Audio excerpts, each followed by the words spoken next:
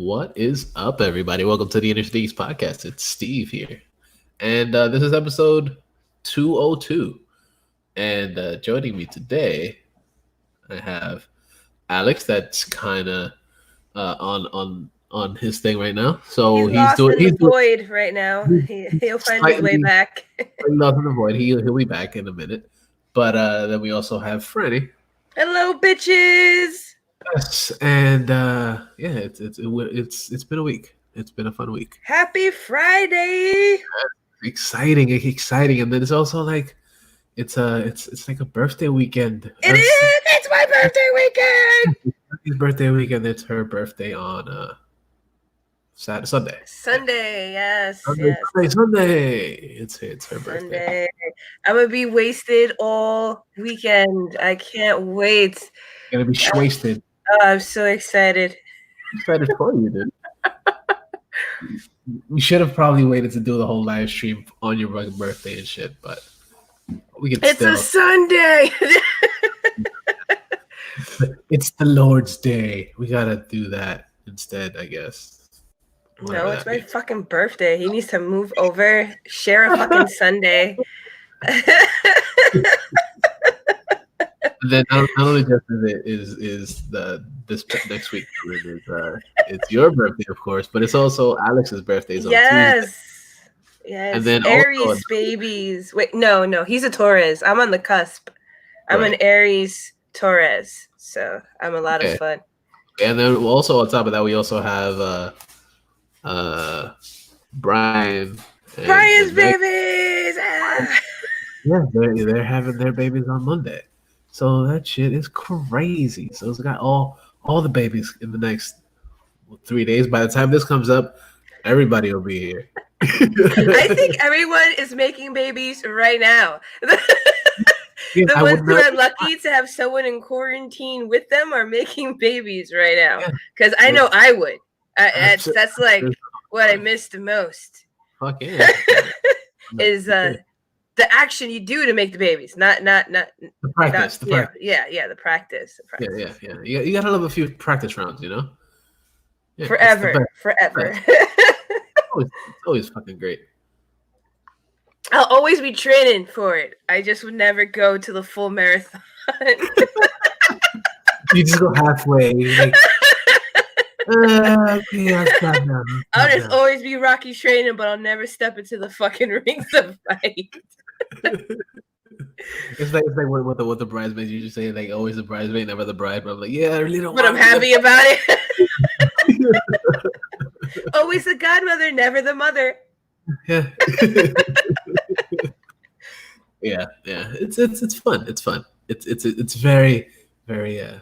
But the act of making babies, yes, it is very fun. It is very fun. It's the best thing ever. Yeah, that's why you gotta have it as much as you can. You know, it's only right.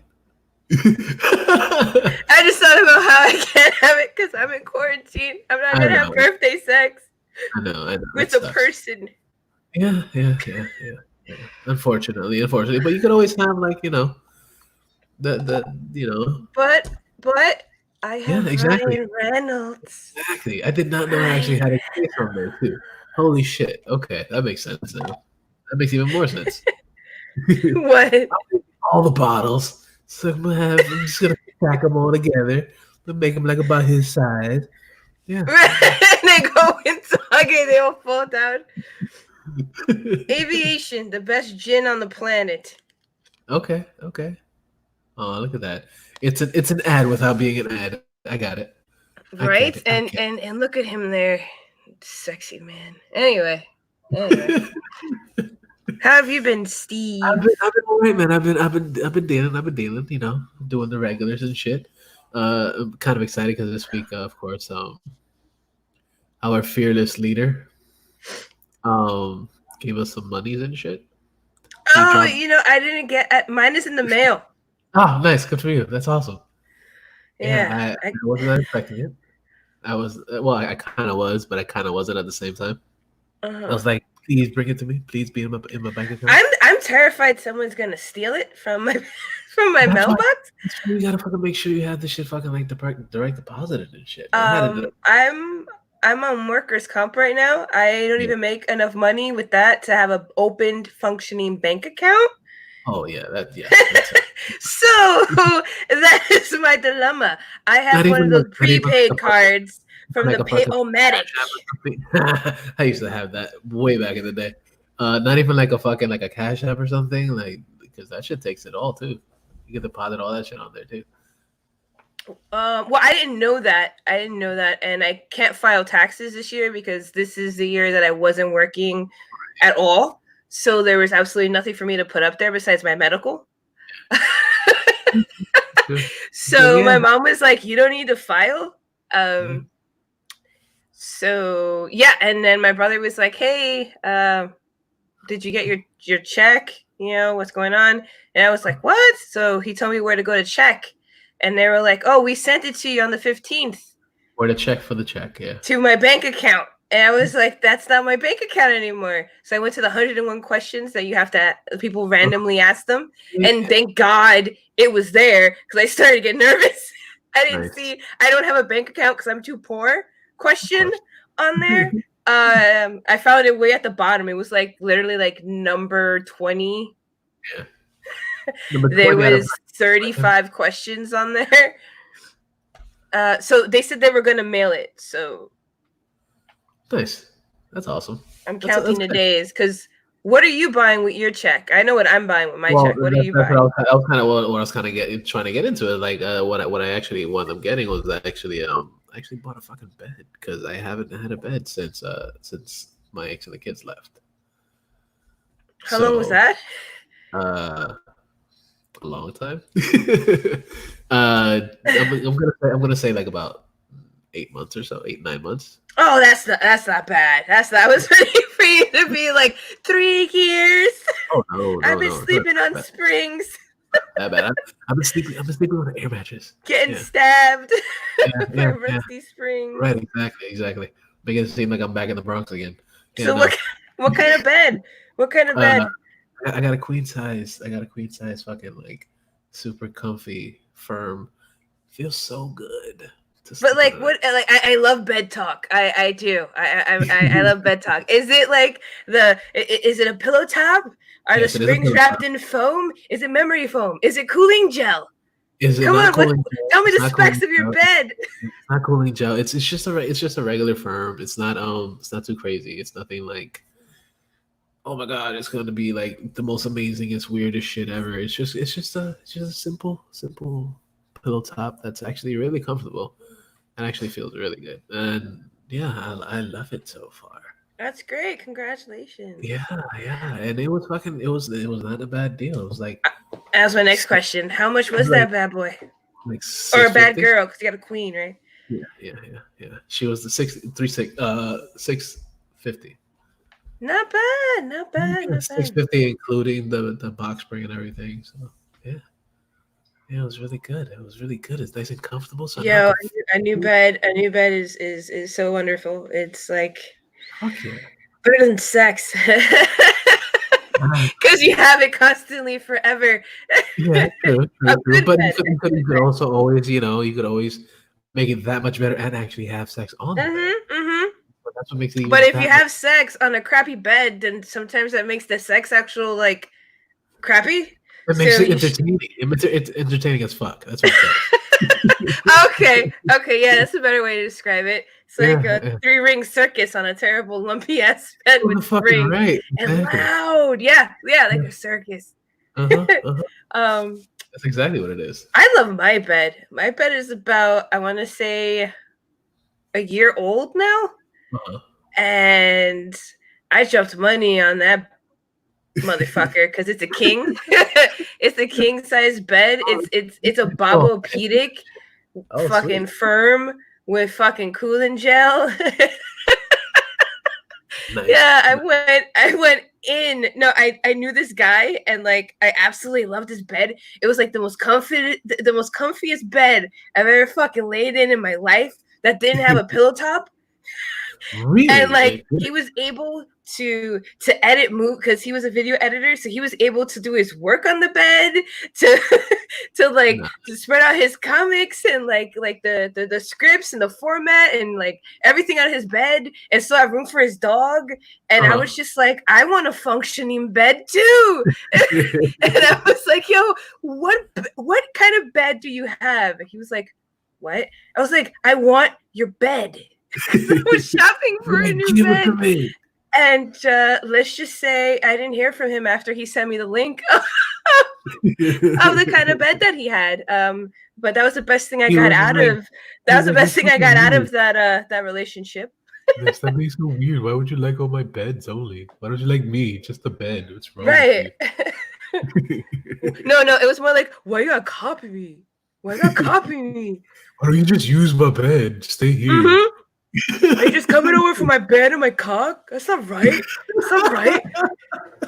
Tell me, where are we? Where are we? What's going on here? Yeah. I thought we were one. You know, I saw a funny like comedy skit thing on Facebook where they actually flipped it, where they did the whole like what happens when you come across that guy that's all up in his feelings trying to turn something casual. And so I'm so sorry, but it was the funniest shit scene because like I've seen it in real life be flip wise, and usually it's kind of like shocking. But to watch the skit, oh my god, it was so funny. It was so fun. It was so much funnier than when they make fun of chicks doing that. Oh, it was so funny. And then I didn't feel like a cold-hearted bitch. I was like, oh god, I'm not alone with the whole, can you just like call me an Uber? Awesome. Maybe next time I see you, we can have breakfast. It's all good. But when I get my monies, I'm going to buy myself an iPhone. Ooh, look at you being Miss Fancy. I miss my iPhone. I've never straight up bought an iPhone. Usually I do the poor man's installments on an iPhone. So I'm actually really, really excited to walk into T-Mobile and drop that stack of $700 and be like, give me my fucking phone. Yeah, it's a huge fucking stack, dude. Yes, it is. But I feel like it's worth it. I personally love iPhones. I have tried every single phone, especially back in the day when we had the Google phone and the Verizon phone. Like everyone was putting out a fucking phone before there was just fucking Samsung and Apple. And I tried them all, and Apple's my bae. I love it. It's for me. I'm sorry. Hey, I don't fucking judge you, okay? Okay? I don't give a fuck what phone you use. Let me bask in my love for Apple. Every time I mention that, you're like the fourth person to just start talking shit to me. Like, I'm so sorry you like Apple. Oh, damn, you're an Apple lover like that? Yes. Fuck their laptops. I would never use their laptops. I love my ASUS gaming laptop.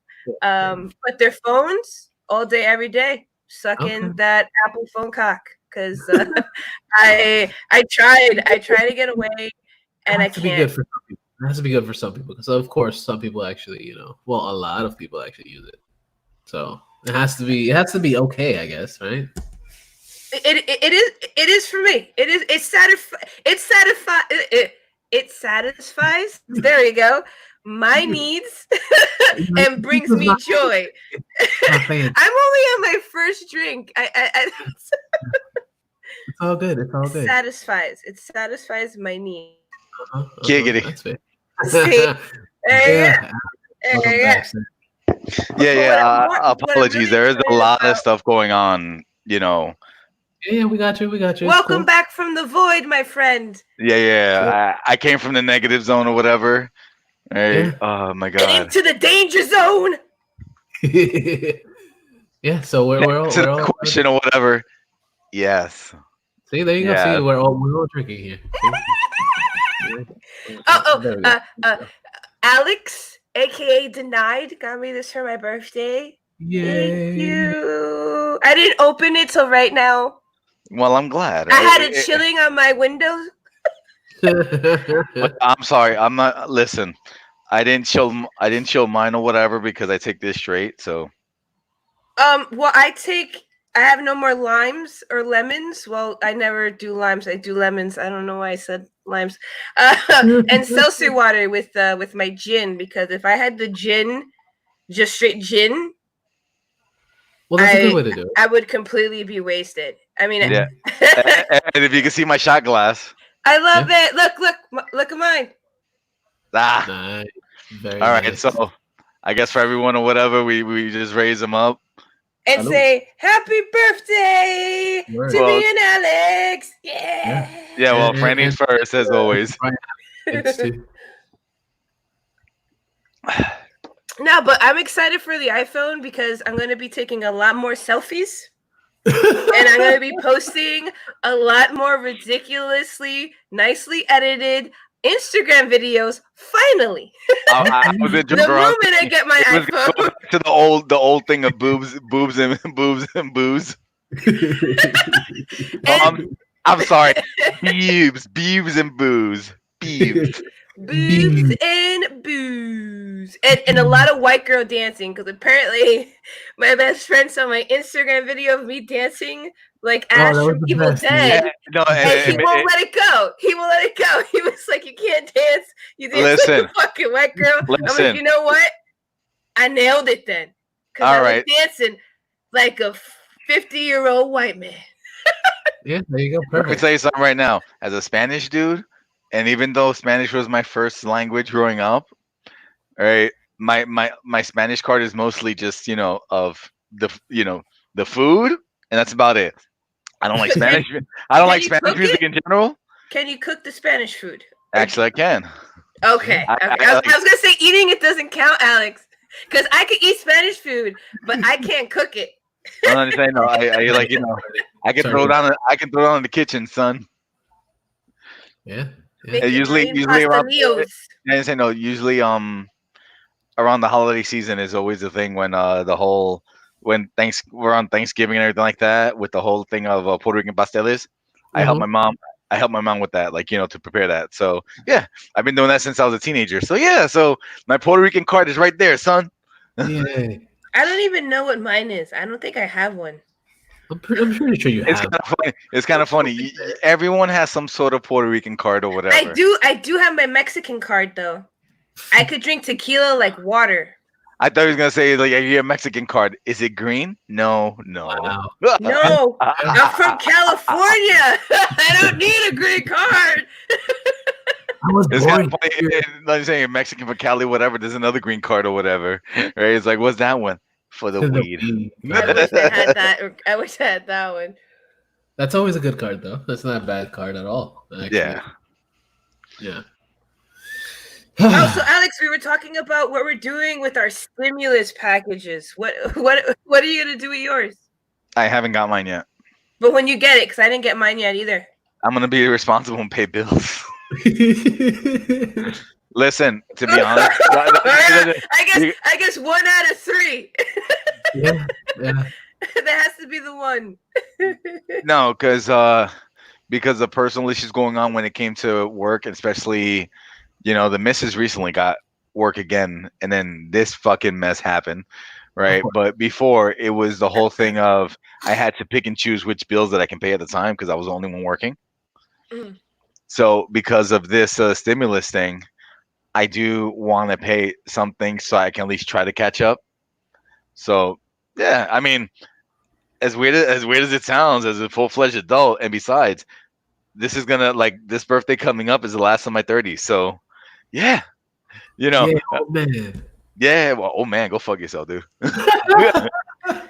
I am forever 25. That's fair. There's nothing wrong with that. Yeah. Until it starts to fade. I'm forever 25 and some. Until it starts to fade, I gotta be forever 25.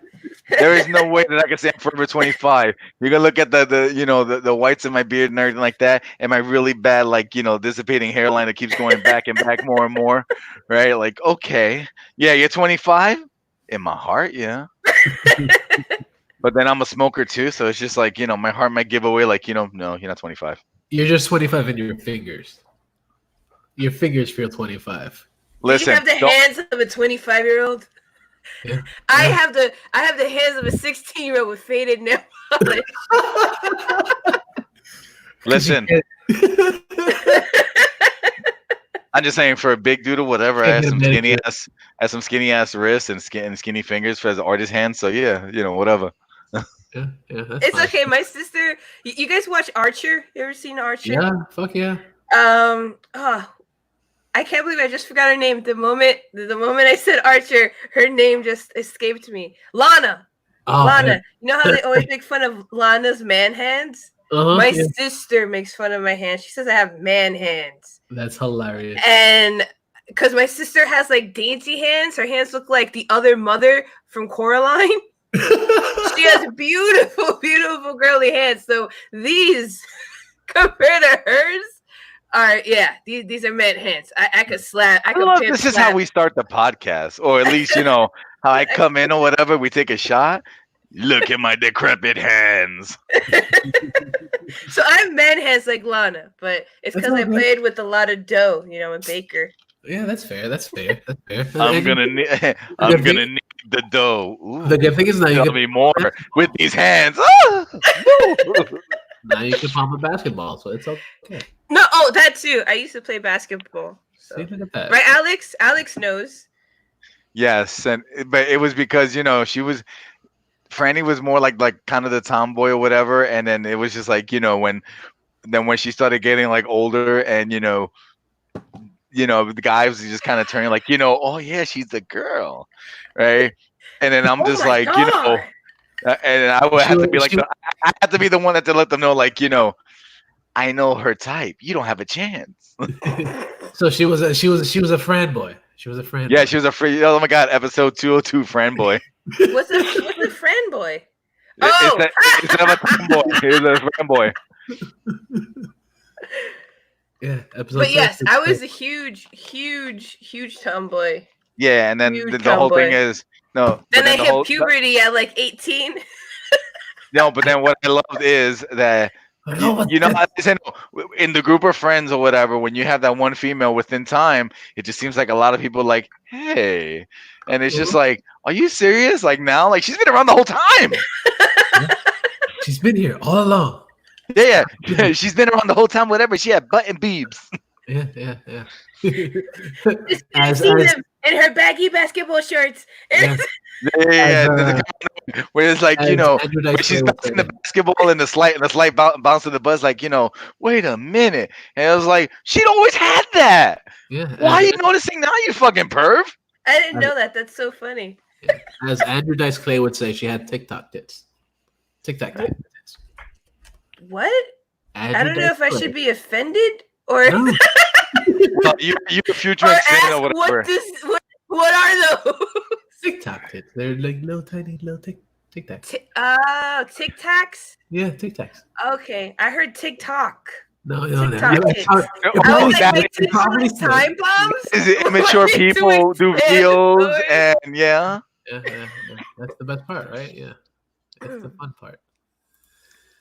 Yay! So Alex, what you been up to? Yeah. Oh. So yeah. Well, what I've been up to, whatever, just dealing with a lot of stuff. I have to head out again for a second. I will be with you.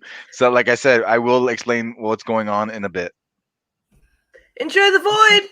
Oh, yay! Back away from the void. Yeah. Yeah. So I guess we can continue with the show so far. I know I miss my Reddies too. It makes me want to cry. Makes me so sad. Have you been watching anything as of late? This last couple of weeks or so? Anything? Good? I'm still watching Hannibal. Okay.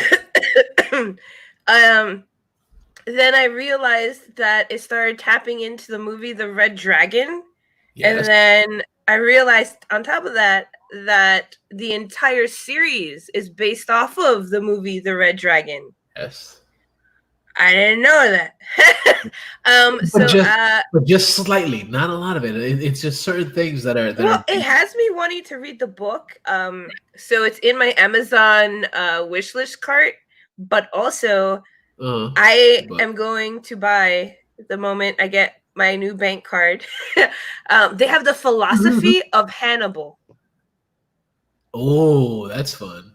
Yeah, that's fun. some fancy smancy philosopher dude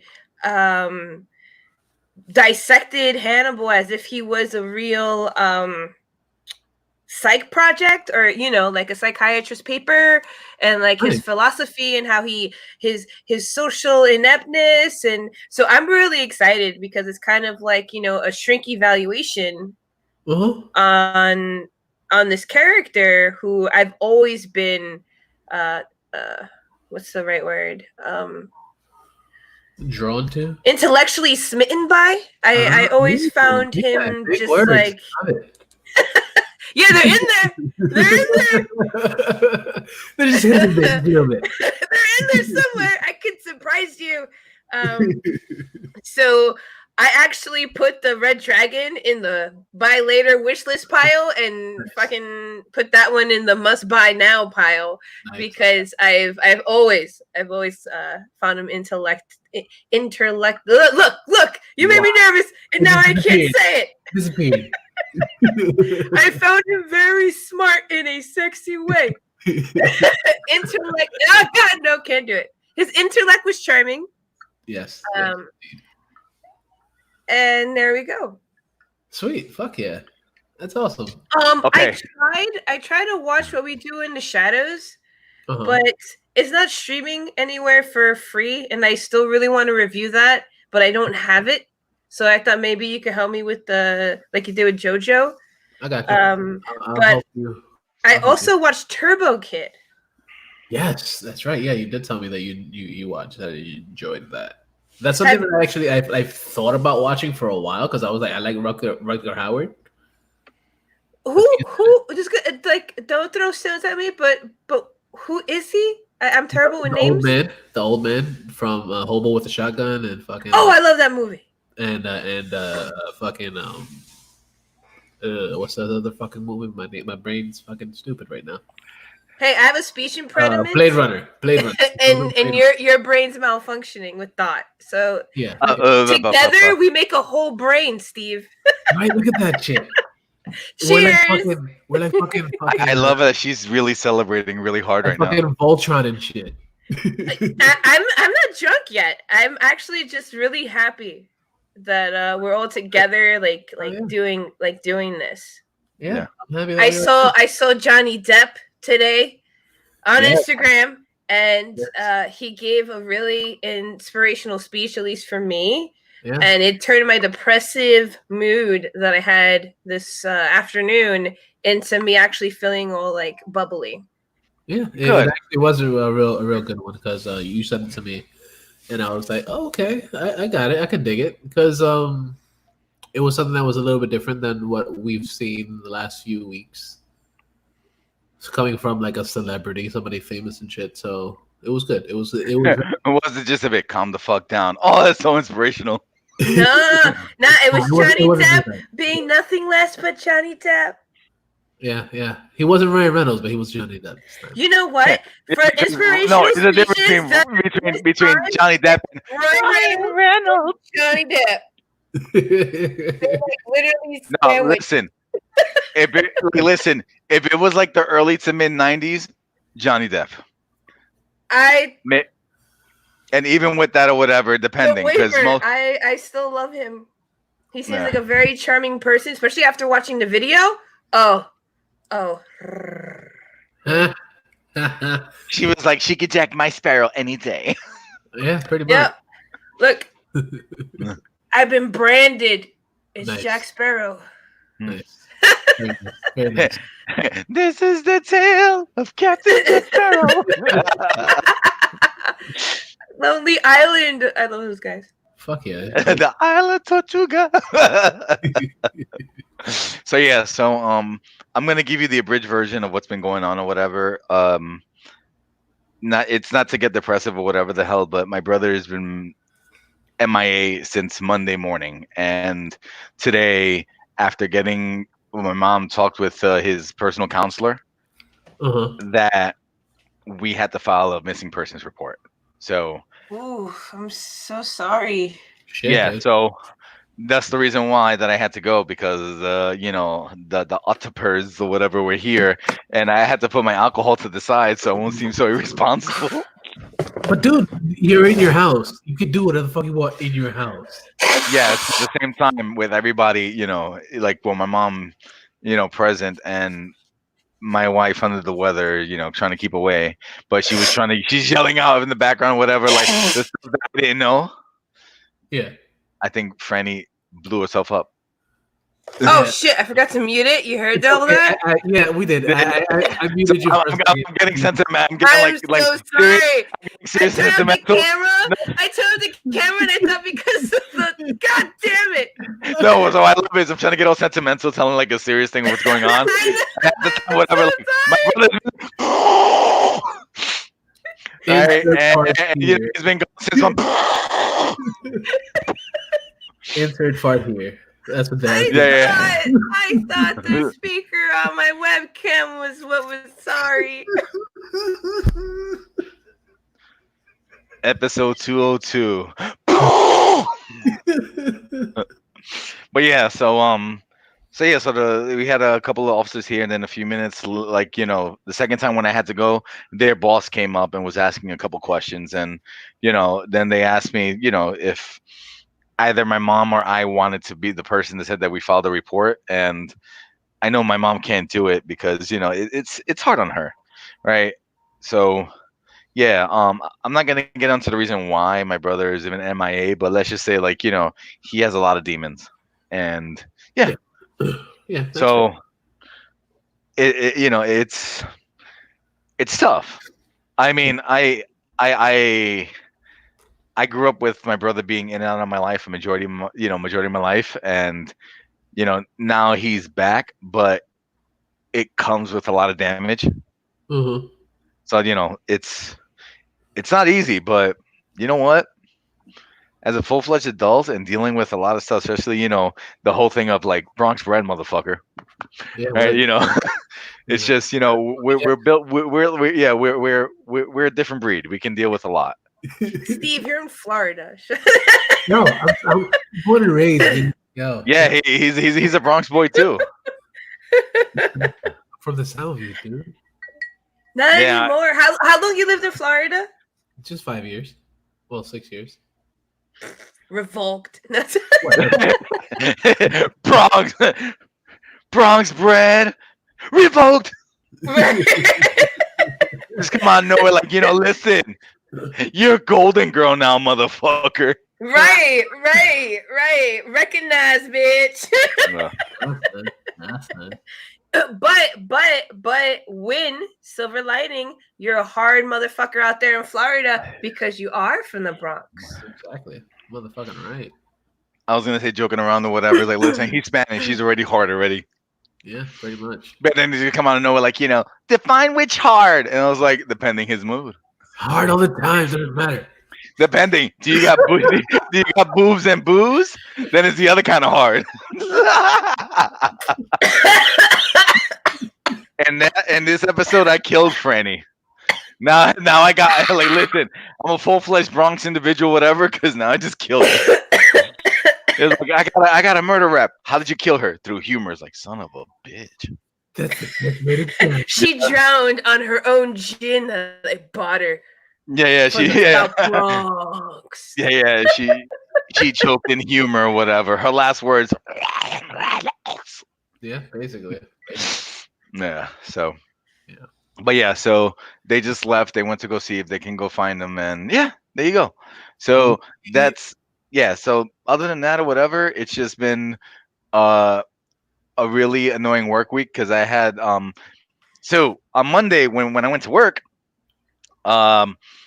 everything was just like our supervisor wasn't there, but you know, the supervisor's boss, our main boss, was there. She's kind of like a robot when it comes to work. So she got upset that we were doing everything not according to her schedule of like, you know, like everything has to be done by a certain time. She know there's a pandemic, right? And everything is like 3 weeks late. Yeah, but I'm just saying, but even with that or whatever, it's just she wants everything done by a certain time, and like I said, that I get, but you know, we're like I said, we're only we're only human. We can only do but so much at a certain time, and then later on, when we were taking care of the work, we weren't doing the work as how she would like it. So she kept stopping us to tell us how to do it, trying to show us how to do it. So entail, you're holding us up now to show us to do work. Like, you know, we were doing just fine, right? But we weren't doing it to your standards. So now you're holding us up. So then she complained to our supervisor saying that, you know, we were being lazy and stuff. And I had to tell my supervisor, like, no, we were trying to do what we had to do. She kept stopping us and trying to tell us how to do it right. Or at least her version of right. Wow. She was just being a complete cunt. That's all. Yeah, so Wow. you know, and you know, and the whole thing is this is like, you know, like I said, I totally get it, you know, that you want everything done a certain way, and that's fine. That's fine. But I hate that she told him in her words, and he kind of like he paraphrased it, but Did the he way do that air quotes? no, he didn't do air quotes, but he was like just saying like, you know, she kind of put it as like you guys were being lazy, and I was just like, the fuck out of here. Wow. Right? It was just like everything, you know, we did everything that we had to do, but you kept stopping us. But it's okay. Because, you know, heaven forbid if I said, like, you know, well, you kept stopping us, I'm wrong. Oh yeah, you're absolutely wrong. You're like the worst.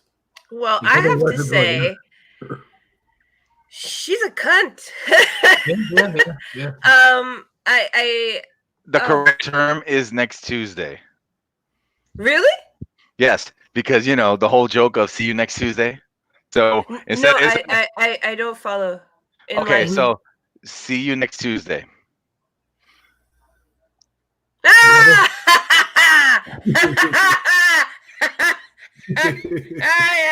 Okay. So she's a see you next Tuesday. Yeah. And but and that, it's like- kind of sad. It's kind of sad because like that's the like you said, like there is a schedule that needs to be maintained, right? And there Yeah, is and like I said, a accurate sense of speed that you know she wants you to do, but where she becomes the next Tuesday is that you don't stop a dude during work, okay? Exactly. During work to start telling him no, that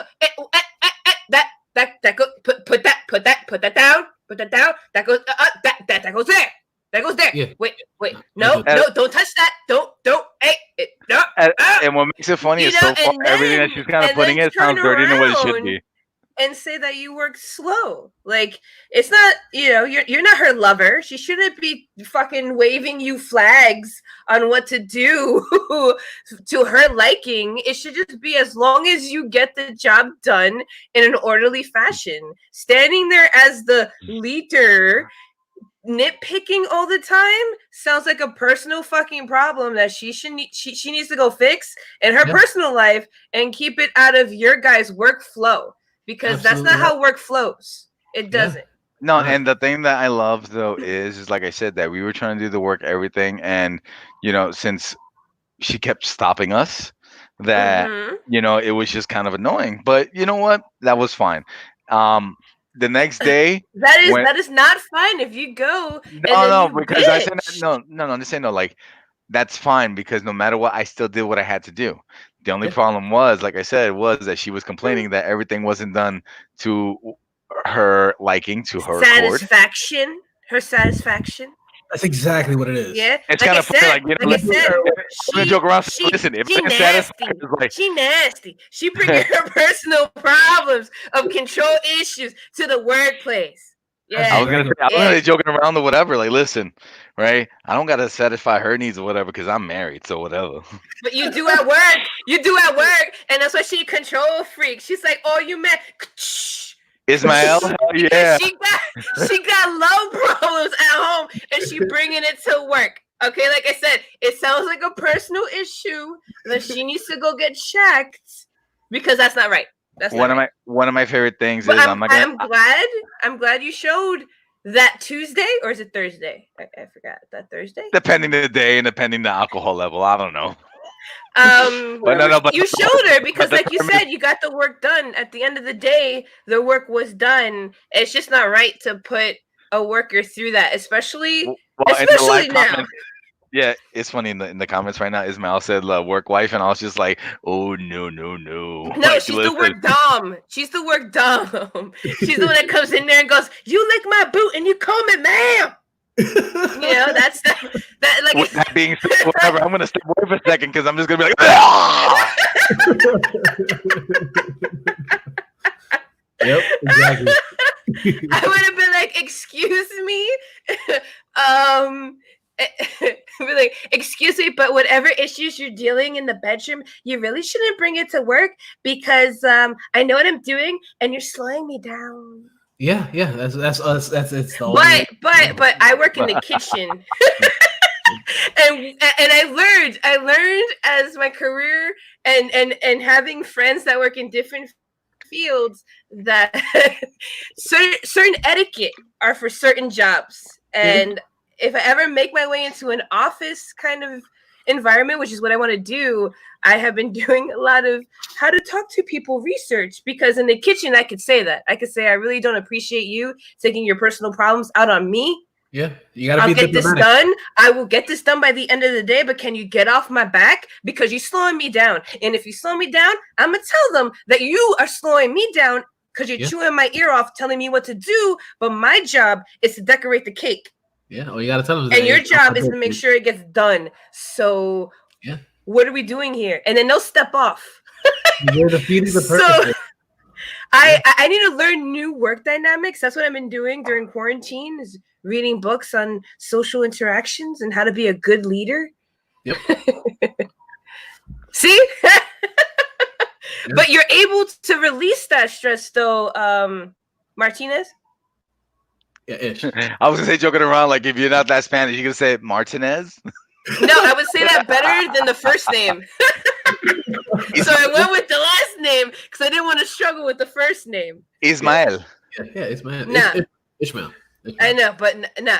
No, my spit came out. Ismael. It's like, oh, se habla español. Like he said, I could say Martinez, like a Catholic school teacher, but not the first part. Okay, fine. Izzy it is, dude. Izzy.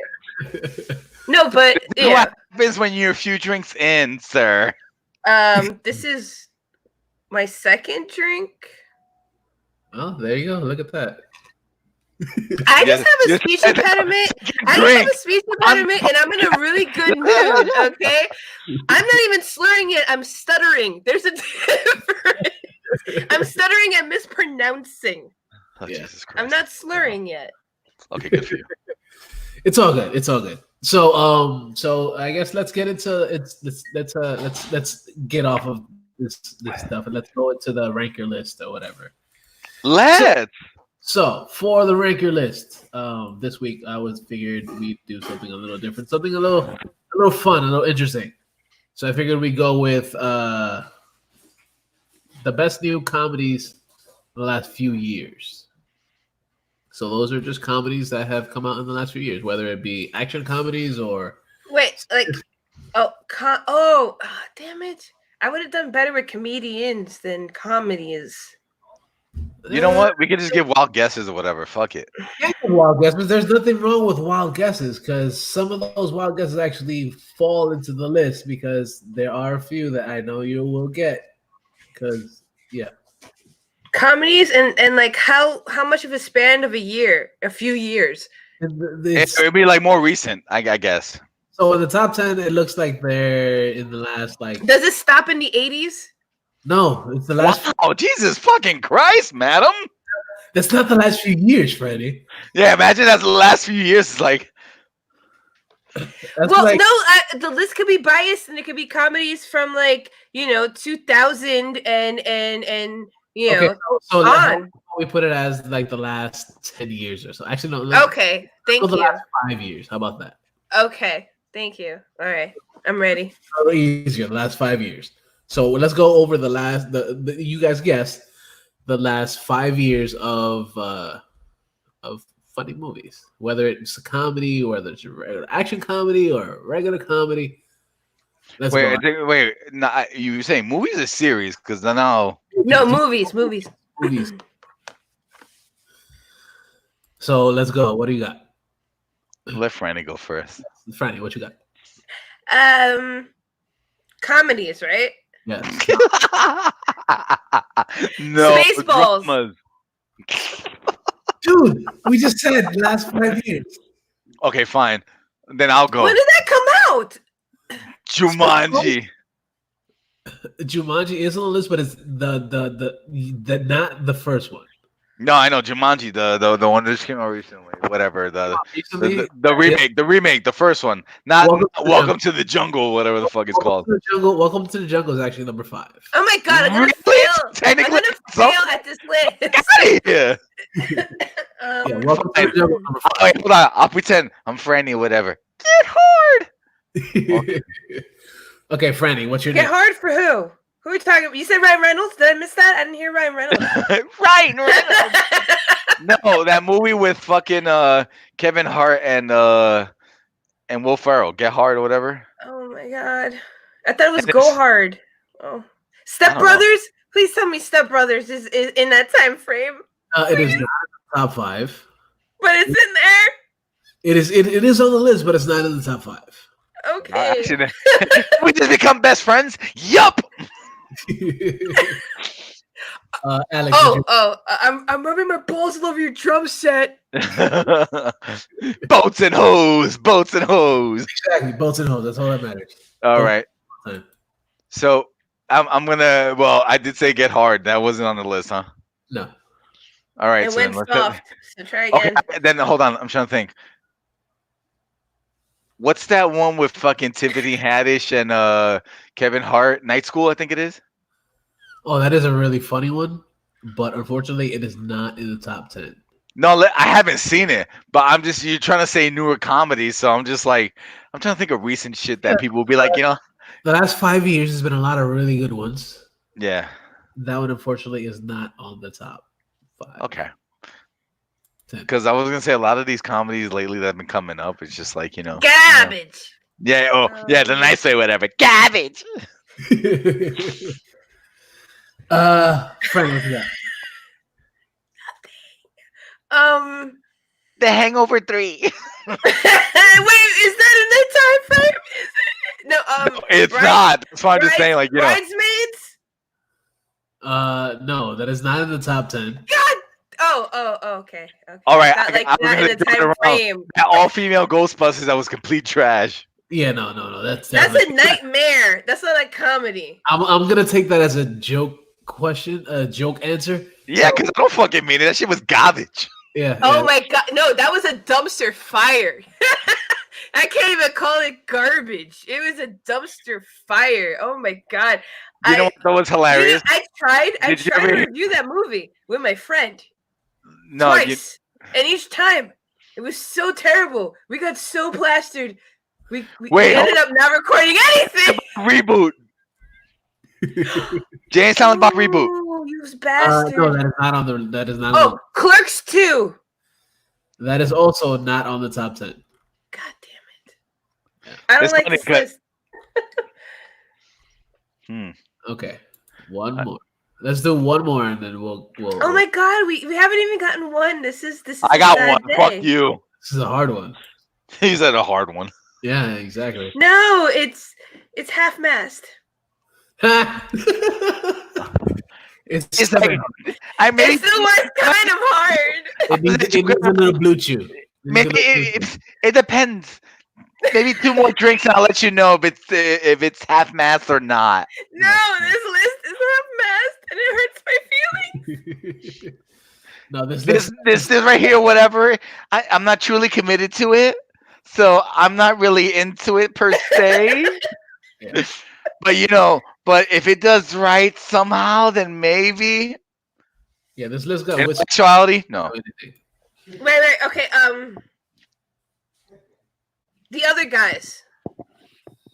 It's the other guys. No, that is. Nah, fuck this list.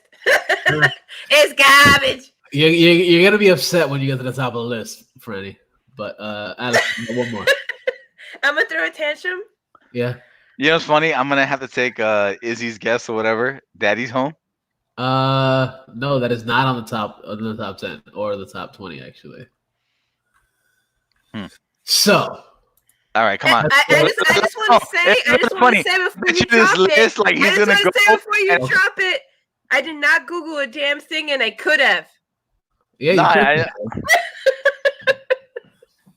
I'm just saying though, like honestly, whatever the hell, I bet you this list is going to be like comedies that a lot of younger people are gonna like say like, oh, it's hilarious, and I'm gonna be like, no.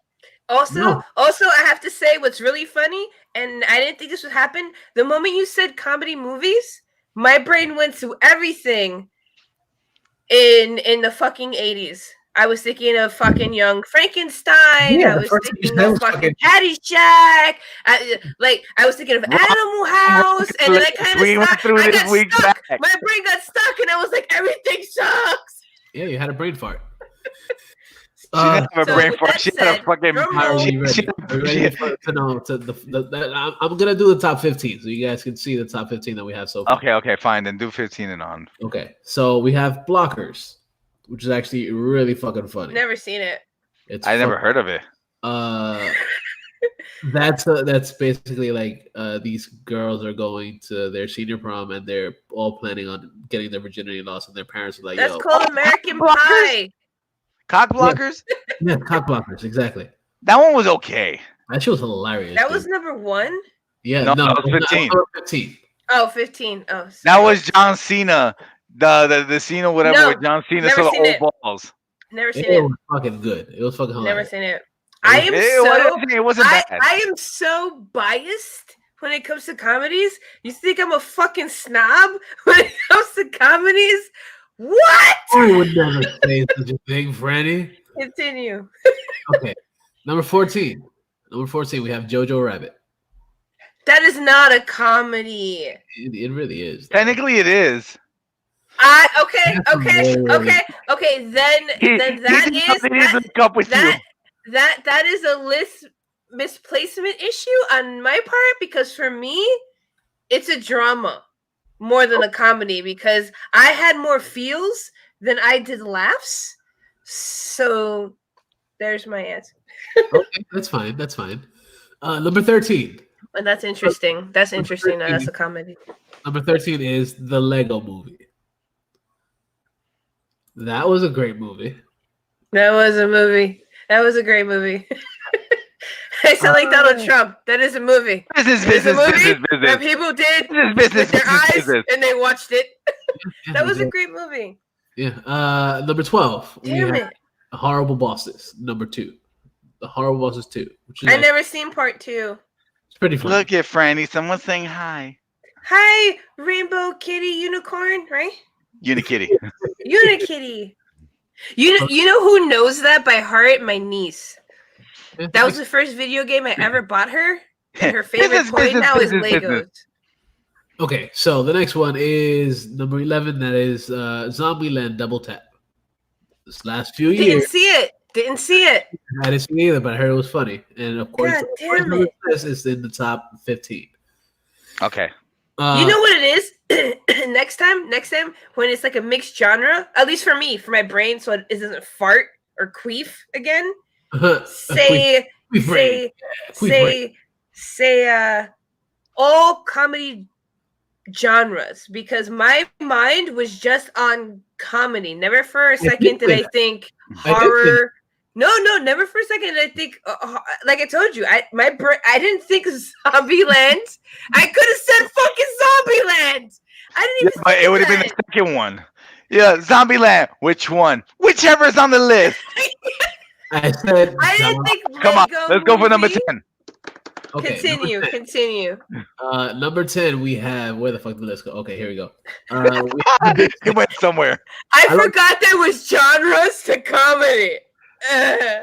The Big Sick, which is actually a really good movie. You guys should check out. It's a romantic comedy, but it's actually a really good. Is that the one with Nyanjani or whatever? Yes, the dude that's gonna be in fucking Eternals. He's gonna. I haven't seen that movie either. Kumail Nanjiani, not what you whatever. just said, but the one on the list. Yeah, and that one is actually based on a true story, but it's actually a really good movie.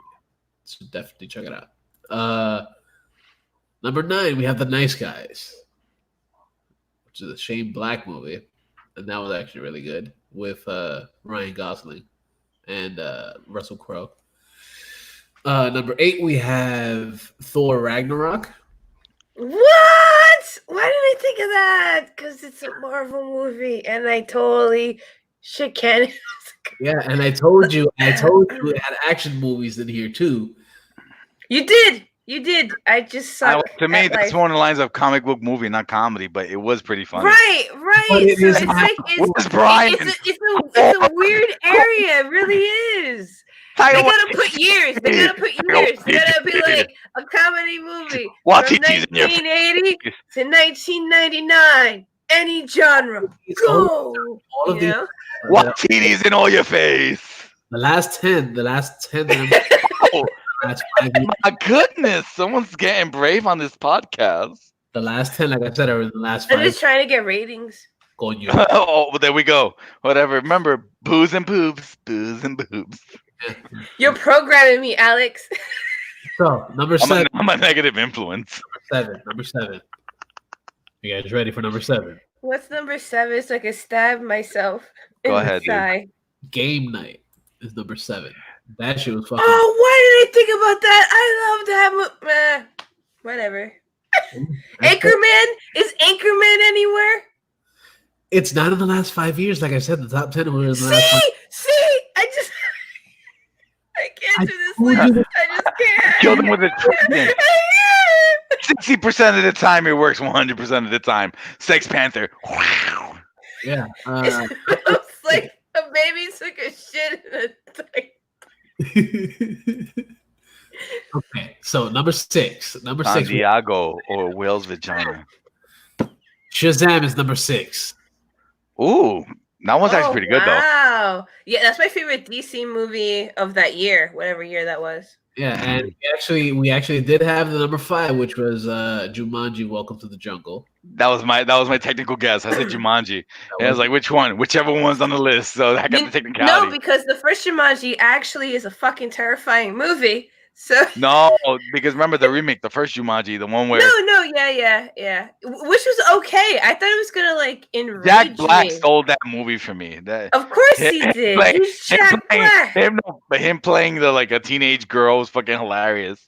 Oh, I knew it was gonna be great. He played a junkie amazing in Tropic Thunder. Oh my god, that was a really good movie too. That was awesome. I love that movie. And Robert Downey Jr. playing a black dude is fucking hilarious. Oh, that's amazing. Yay, blackface! When it was funny. Yeah, blackface is not really truly offensive, but deep down it is. It's a personal problem. Just a little bit. It's more of a choice. It's all about intent in script design. You dumb motherfuckers. Yeah, exactly. There we go. Exactly. Number 4, we have Spy, which I never saw. Never seen it. I don't know what that is. Someone with fucking Melissa McCarthy. Yeah, and Jason Statham. Yes, I never saw that one either. Oh my god, is Due Date on there? Is who? Due Date. No, that is not on here. Oh, this is garbage. Every comedy I think of while you're going through it, I still getting it wrong. Not when you see number 1 and 2. Number 3 is Bad Moms. Never seen it. And you know what's funny? I've heard really mixed reviews on that. So I didn't see it because I didn't like Bad Teacher. I wasn't crazy about Bad Grandpa. So by the time they put out Bad Moms, I was like, sounds like a porno. You know what I love? That Franny had to go bad and then she shake. Moms. Yeah. Because What else did bad moms do? Clean viciously? I can't fit that in the tiny window space. I would have joked around saying, you know what bad moms do? Anal. What? And I hope that face becomes a meme. Those are good moms, actually. Moms that know that the husband had a long work week or whatever. It's like, go ahead. Just a tip, though. It's never just a tip, ladies. It's a fucking lie. Okay, funny. So it's just a tip, and then he goes, "Oh, I slipped." Yeah. Speaking of anal, number 2. Wow, that's a really bad segue. Oh, I'm excited. I'm excited now. What's a couple of drinks in? She's just like, let's see. Deadpool 2 is number 2. Oh. And number 1 is Deadpool 1. Oh, I got number 1. I don't care what you guys say. In my brain, I got the top 1. I said Deadpool. I love the fact that on that list is like, the first and the second one or whatever make up that list. That's fantastic. Yeah. This right here, whatever, is the most confusing fucking ranker ever. It is. And I have to say that I learned a lot. I learned a lot, Steve. Thank you, about myself.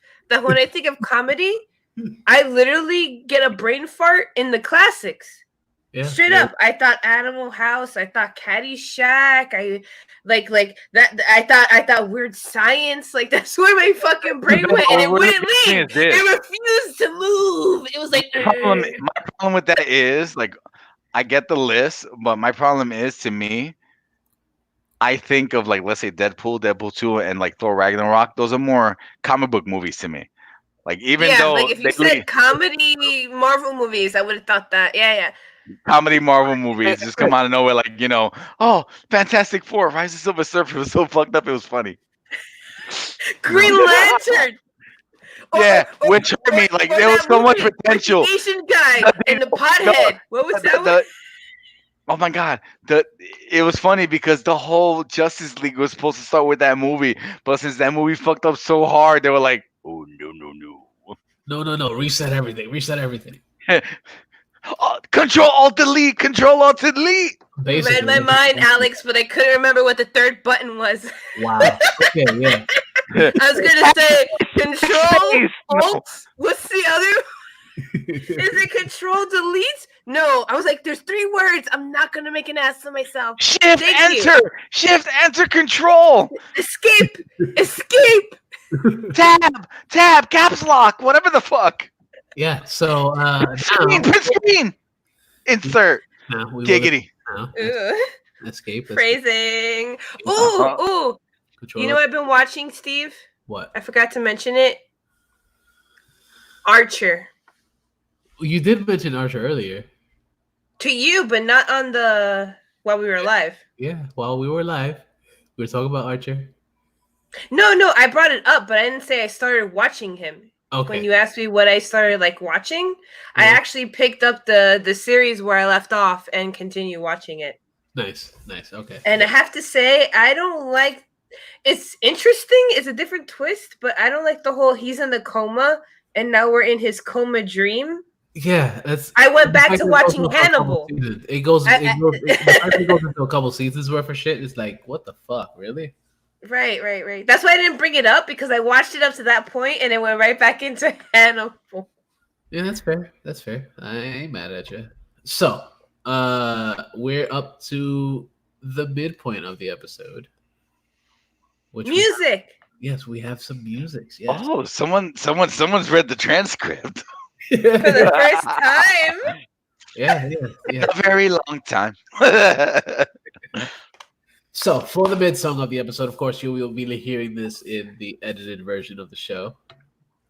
You won't hear this on the fucking on the stream or whatever, but you'll hear the song in the edited version, which we'll be getting on Monday. Or as that's new to me. Why you never said that before? I thought you knew this already. The fuck? Someone's been drinking too much.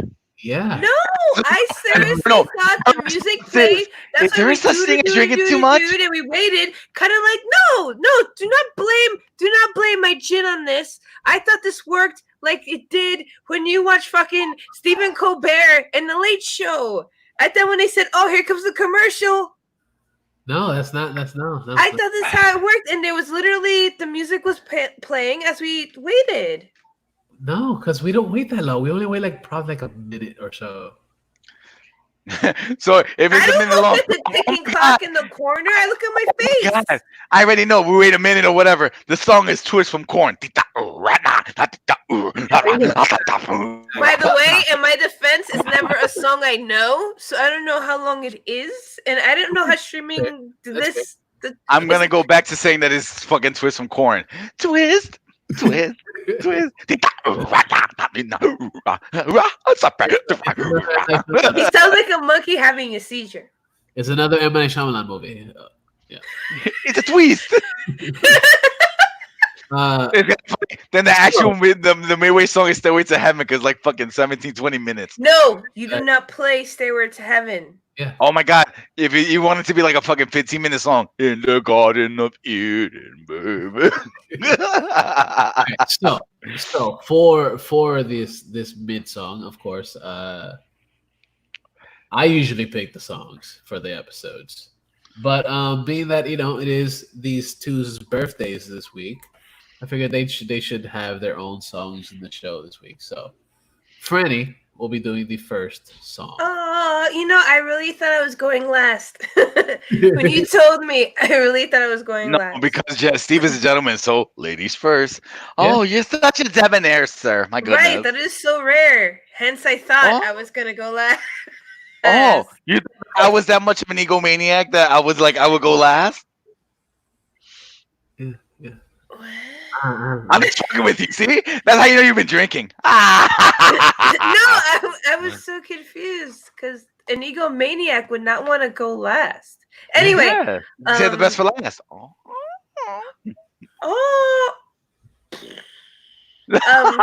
So that's your cue for me to introduce the song. Yes, correctly. Yes. Okay. All I know is it is a remake of John Lennon's song "Isolation," done by Johnny Depp and Jeff somebody who's an amazing guitarist. Jeff Beck. Thank you, Steve. I actually just learned about it today. Mm-hmm.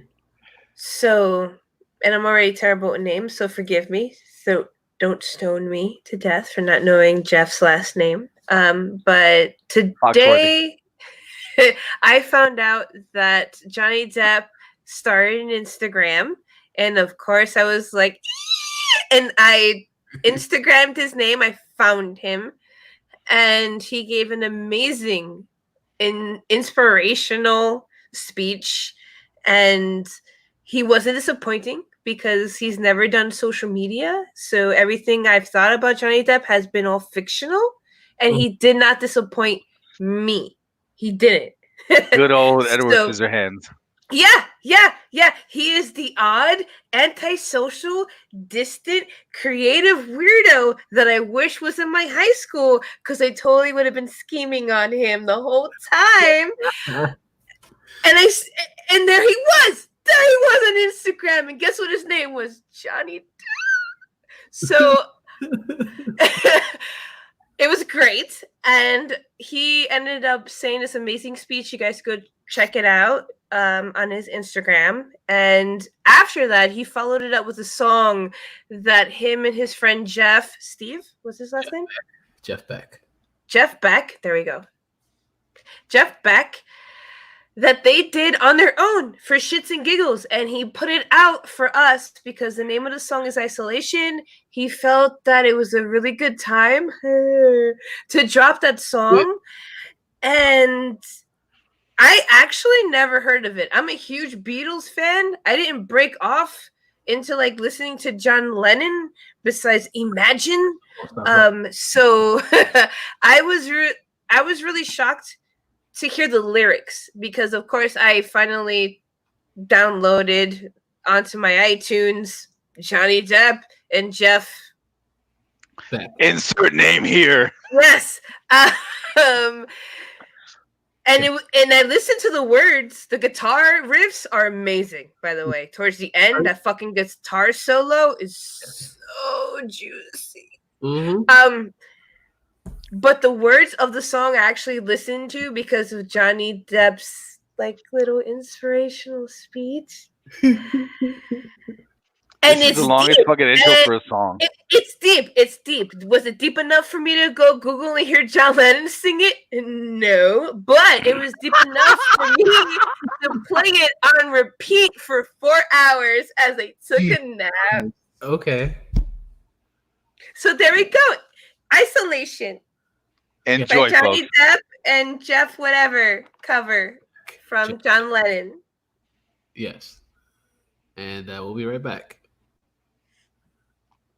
That was interesting. Intermission. This is the intermission song. Intermission. Everyone can sing along. Intermission, yeah. You know what's funny? The whole introduction, I practiced it before. Alcohol?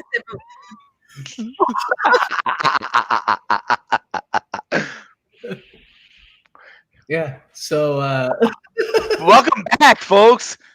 Look at that. I beat Steve to it. So we're here in the Inner City Geeks podcast. I hope you enjoyed the mid song. Yeah. Right? It's me, Alex, alongside with Steve and Franny the film snob, or as Steve said, the film slob. Blah, blah, blah. Oh, I was gonna say this. Like how you mentioned John Lennon and Imagine. I don't know about you, but I'm going to say an unpopular opinion. I liked A Perfect Circle's Imagine way more than the original John Lennon. Oh no, I agree. Right, and I can see right now Beatles fans are like, or John Lennon fans like, strike my heart with the spike. I'm gonna be honest. I'm not disagreeing with you because I found out John Lennon went solo after I heard Perfect Circle sing the song. I just didn't want to bring that up because it was no one's fucking business. But Franny, as one of my best friends and my sis, I love you. I really love you. Yeah, that right there, it just made my night. I don't know, because the whole thing is this. It's like, what did I do? The whole thing of it's crazy. After the Beatles broke up, Lennon did his shit for quite some time. I never followed him.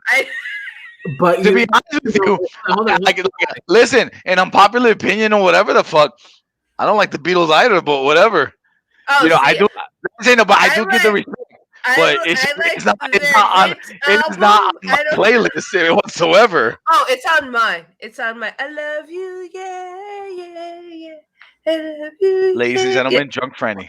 Yeah. I'm not drunk yet, bitch. I'm not. I just feel really good.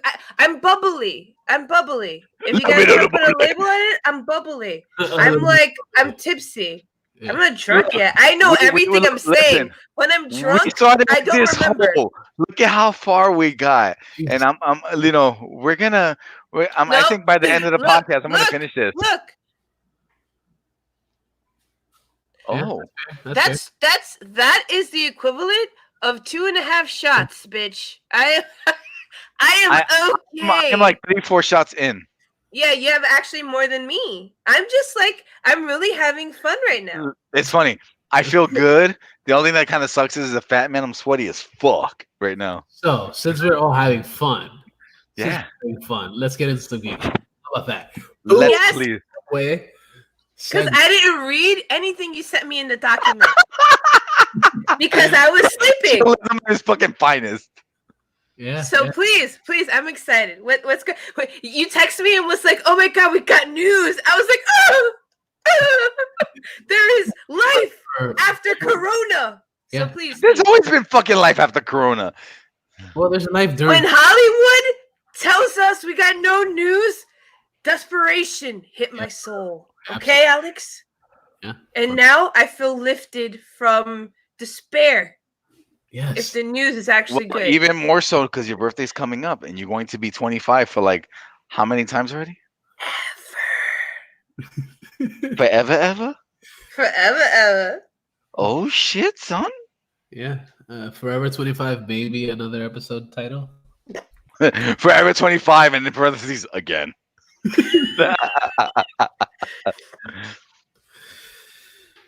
So, this week in some geek shit that we got. Of course, we even had a bonus round for the crossover event that happened recently, which was a Crisis on multiple Earths.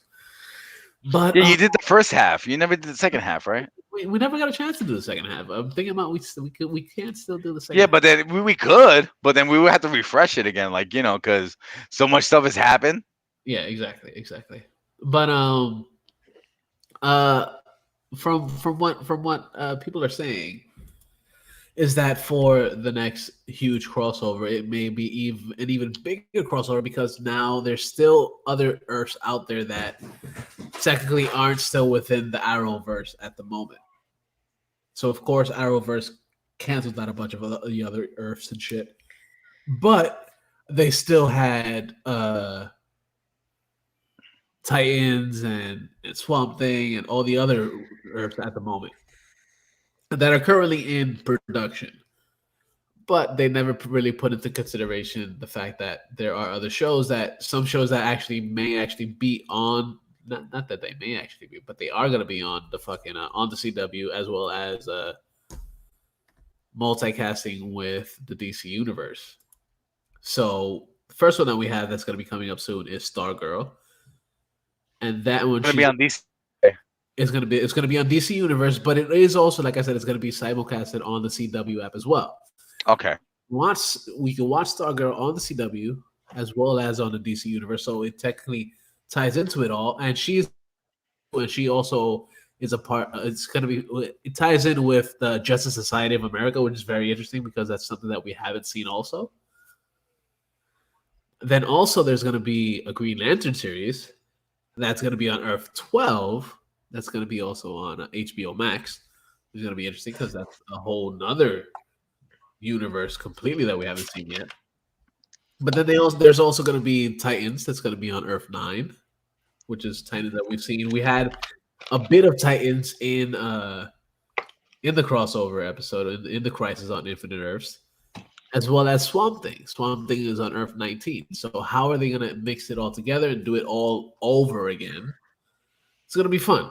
It's going to be interesting how they mix it all together and try to make it all one Earth. Because even in comics, they say, oh, yeah, it's all one Earth, but they still want to venturing and doing other things as well. Yeah, but when it comes to that whole thing or whatever, it's just like it's a bunch of different shows that are on DC, on DC Online, whatever, DC Universe, right? Because the whole thing is what they did was with the crossover, everything that was on the what I like to call the Belantiverse, right? Like they try to put it all together in one, which I thought it was nice, like a nice idea. It was a great idea, and I enjoyed it. And that's where I stop you, Alex. It was a great idea, and it worked out very well.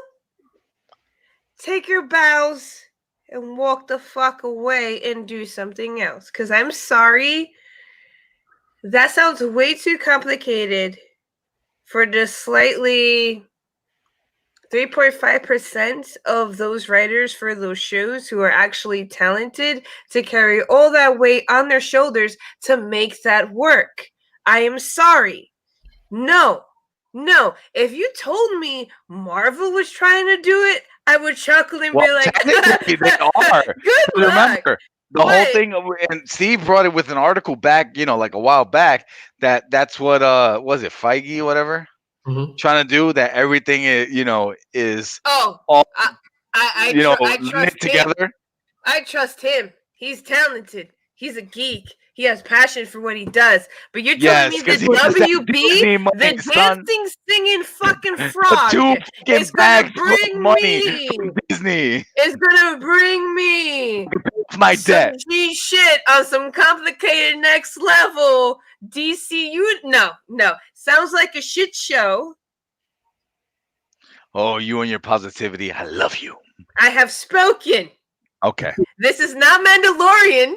If it was run by Mandalorian's crew, I would be like, Interesting. I would like to see what they do there. This sounds like a Mandalorian crew. It'll be more like, do what you gotta do. Do what you gotta do.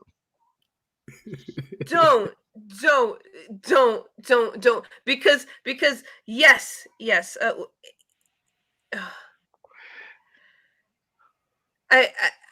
I've spoken. I'm just gonna repeat myself, and I don't want to. That's how I feel about it. If you mix everything, I'll give you the bridge version. That if you mix everything together, it's gonna be a little too much, and I get that. I know. I agree. I agree with that. Thank you, Alex. I do get that, because the whole thing is this: if you have like something, at least with separate, then it can work better, because now you can have different writers work on different things. But when you try to put it all together, it's harder, because now you have to think of other properties, while you're working on something, and there's like, oh, how would that work with this? But you gotta wait. You gotta really pause. do it. You gotta remember that you need to inject. Wait, where's the camera? You need to push your agenda into that as well, because it's the WB. So you have the comic, you have source material, but then you're gonna push your agenda through it, and it's gonna scatter, and it's gonna be awful. I call it now because it's already high school production as is. But they catch me on the cheese. I love cheese. I love DC cheese when it's done well, and they bring in nostalgia. And you got John Cryer playing the most amazing Lex Luthor out of the comic books that I've seen. He's still on the show. Yeah. But I'm telling you, it's just sprinkles. It's just sprinkles of yummy goodness. Just sprinkles. Everything else is a high school production, which I don't mind with that storyline. I enjoyed it. I did. I ate that up. But this, I'm not going to touch it with a 10-foot pole. I'm not even going to acknowledge it exists. Well, at least with a 10-foot pole or whatever, social distancing. Oh, the entire series, they're all going to wear masks. Well, they are heroes, so they have to wear masks. But now over their masks, they're gonna wear. Oh man, my surgical mask isn't here for dramatic effect. They're all gonna wear surgical masks over their already masks. There we go. Thank you, Alex. We are all safe now from the corona. Oh my God! If everybody who wore masks talked like Bane, I'd be moist like all the time. Oh my God, that'd be hilarious! Like that's gonna be everybody, whatever. So. I just want to stab everybody if that's how it was. Oh my God, that'd be hilarious. If everyone talk like Bane with masks. Oh my God, everyone right now, whatever. Okay. My name is Barry Allen, I'll probably still be there like. Alive. I am the Flash. See me run so fast I go. Yes. I have to go and fix Flashpoint because I fucked up everything. Anyway. So speaking of DC Universe, continue. Some interesting news came out this week that J.J. Abrams is now attached to Justice League Dark. I heard. Ooh. I'm interested about that. I like that idea. And is it going to be on the label of Bad Robot and everything? I loved the first Star Trek movie. It's not just 3 DC properties. It's not just League Dark, but it's 3 different properties. So it's going to be Justice League Dark, which is coming straight to HBOMax, which got me excited. Which means there's cursing, tits, ass, blood. Yes. Oh, look at her right now with all this stuff or whatever. Continue. Make it rain. Yes. The second. So we're going to see DC Beebs. He probably yeah. Oh my God! DC Beebs. And if they get Keanu Reeves, or they gotta actually voices Constantine. Whoa! No, more than likely, if they're gonna try to hold it up, they'll probably get that dude from the series of recent. That's the guy that voices Constantine, and yeah. In the comic, in the animated shit, yeah. He's really good though. I like him. Well, actually, he's a great actor. I thought he was great. That guy. Yeah, he's great. He fit. That's the way he looks in the comics. That's the way he is in the comics. So he does perfect. He does perfect at it. Matt Ryan, that's a dude. Oh, I was gonna joke around saying like, remember you're gonna have that whole thing, Constantine versus Constantine. Right. So, the next show that he has on there that's gonna be coming to HBO or whatever is Overlook. Overlook, which is going to be a spin-off of The Shining. Well, like what? Like, because I'm reading the book right now, so I'm probably gonna sound like a huge fucking nerd. So, is that spinoff going to be about everything that happened before Jack ended up in the hotel? So, like, are we gonna see the mobsters? We're gonna see the dead old lady in the tub. We're gonna see why the headges became possessed. What happened in the hotel? Okay. There's multiple things that exactly. So there's multiple things that happen in the hotel. The fact that it's going to be an entire series is going to be fucking interesting. It is.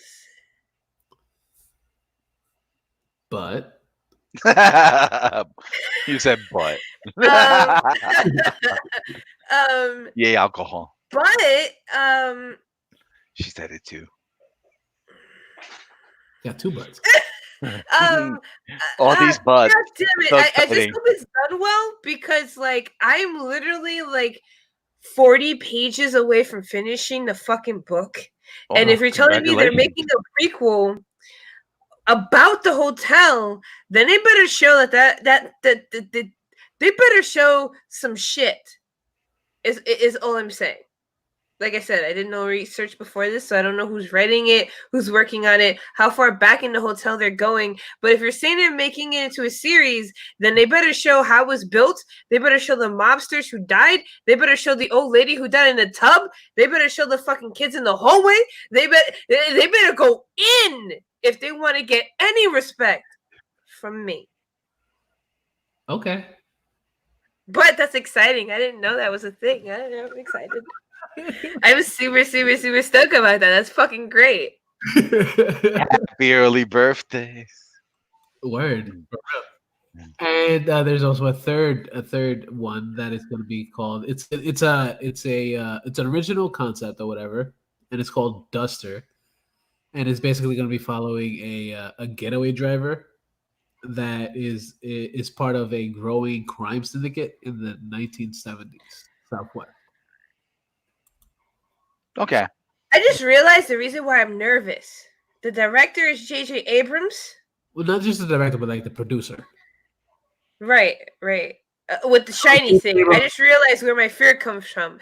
My fear comes from it being directed by J.J. Abrams. If they get a good writer, it's going to be great. If they don't, then it'll be Star Trek 2.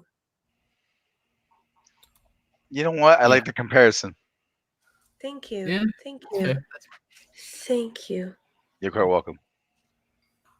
But I did like the Wrath of Khan. I did. Khan. I love the Wrath of Khan. I did like the first one. I straight up, you know what it was? I wanted more science. I wanted it to be more tricky. I felt by the second movie, it was so Funko Pop. I wanted to fucking vomit. We're trying to sell figures. Yeah, it felt so Funko Pop. I wanted to vomit. Well, I love But I love the first one. So like I said, he's a great director. Yeah. I hope they get a magnificent writer. I would even settle for the semi-writers who write for American Horror Story. They lose me and they win me. They lose me and they win me. So I don't know how they run their staff. But if they get the good ones, then it might actually be like really good. Really good. I'm pretty sure it will be. No, but to have someone backing it, like, producing like that, then it's in the step in the right direction. Yeah, it is. It is. J.J. Abrams is a talented mofo. But he needs a good script to bring it to its peak. Yeah. So, Especially, oh god, especially with something as such, something that has like such a huge following and something that has like a lot of rhetoric behind it. Yeah, and also like I don't. Me personally, I'm a huge fan of it. So like, I thought Doctor Sleep was well done. I heard it didn't do good money wise in the box office, but I really think it's because hold on, gotta burp. Yeah. I really think it's because they really didn't do really That's good. in the podcast forever. I didn't think they promoted it very well. They didn't do good promotions for Doctor Sleep because I only saw a sprinkle, barely, and all the theaters that were playing it at skew hours that I couldn't go see it. But when I watched it, it was amazing. So I feel like its promotion was sabotaged. But the writing, the production, the format, everything was spectacular. So if they still go in that kind of direction and they push it very well, I would be happy. If they Funko Pop it, it's going to be a very interesting podcast. And that's why we do this. That's when we come out of nowhere with the film snob comes out of nowhere like, time to rant. Yeah. Time to slit throats.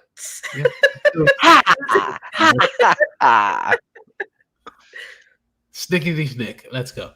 Oh, look at you. Yeah.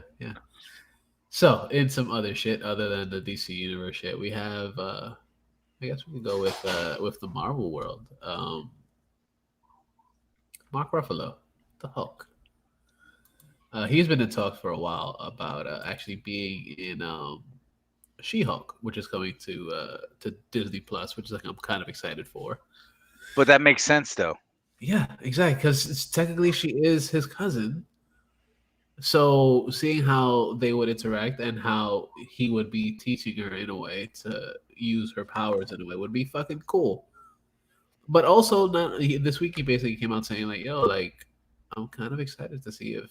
Because they are kind of in talks and possibly actually having a standalone Hulk movie, which is a long time coming. To be honest with you, really is. It was just like honestly, whatever. Let's see, because I mean, the Ang Lee one did no justice whatsoever, right? And I'll be honest with you, one of my favorite Marvel movies that I did actually. I'm one of the few people that really like the Incredible Hulk, and I would have loved to have seen Norton continue the role as Banner, but since he decided to ask for more money and directorial rights, they were just wait, the whole scenario is fucking gray and shitty as fuck. So listen, if it wasn't for the fact that he asked for I think it was a lot, way more money than I expected. I heard he wanted more creative pull. Yeah, no, he wanted more character substance, and that's what upset Disney.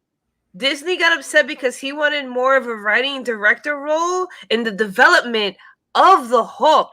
Yes. And they were like, no, bitch, you're going to do what the mouse tells you. And Norton said, nah, son, 2 words for you. Enough money.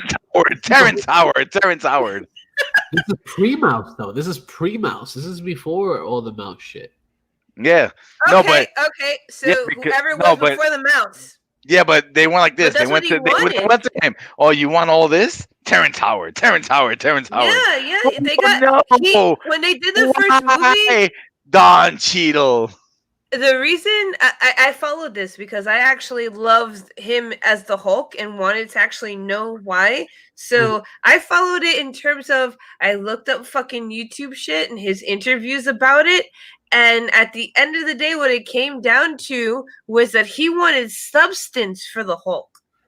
He wanted a character development kind of story. It was just and Marvel wasn't in that direction. No, Marvel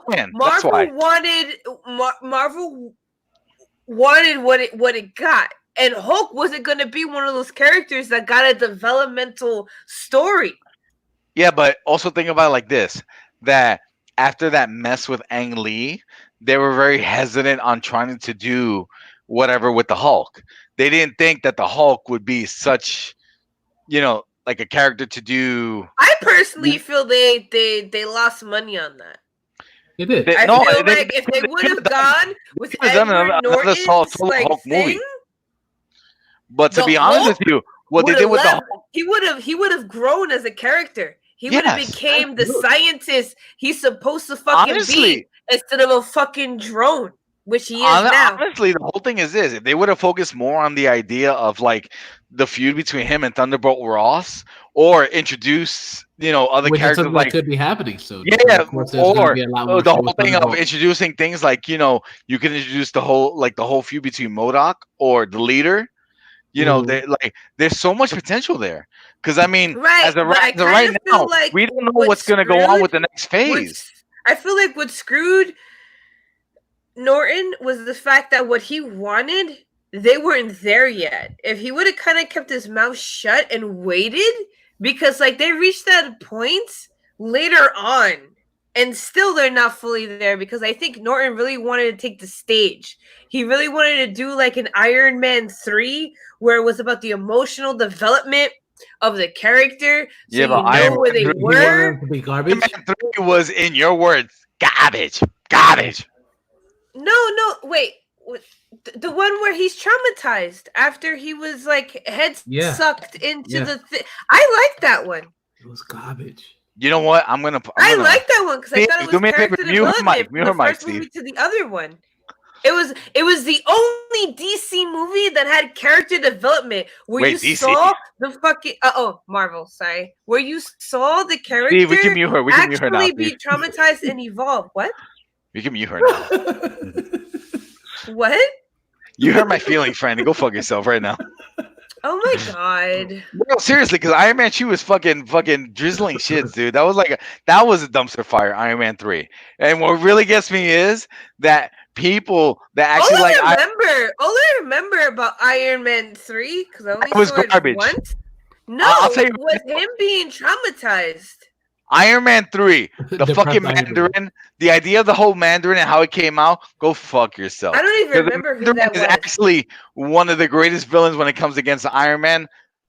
And so if anything, I'm not going to say Iron Man 3 was great. What I'm going to say is Iron Man 3 was a missed opportunity, and the only thing I liked about the only thing I liked about it was I gave a fuck about Stark by the end of that movie. So when Endgame came and Infinity War came, I actually had, or Spider-Man came, I had an emotional connection to Stark because of that movie. Everything else, was garbage. I don't even fucking remember it.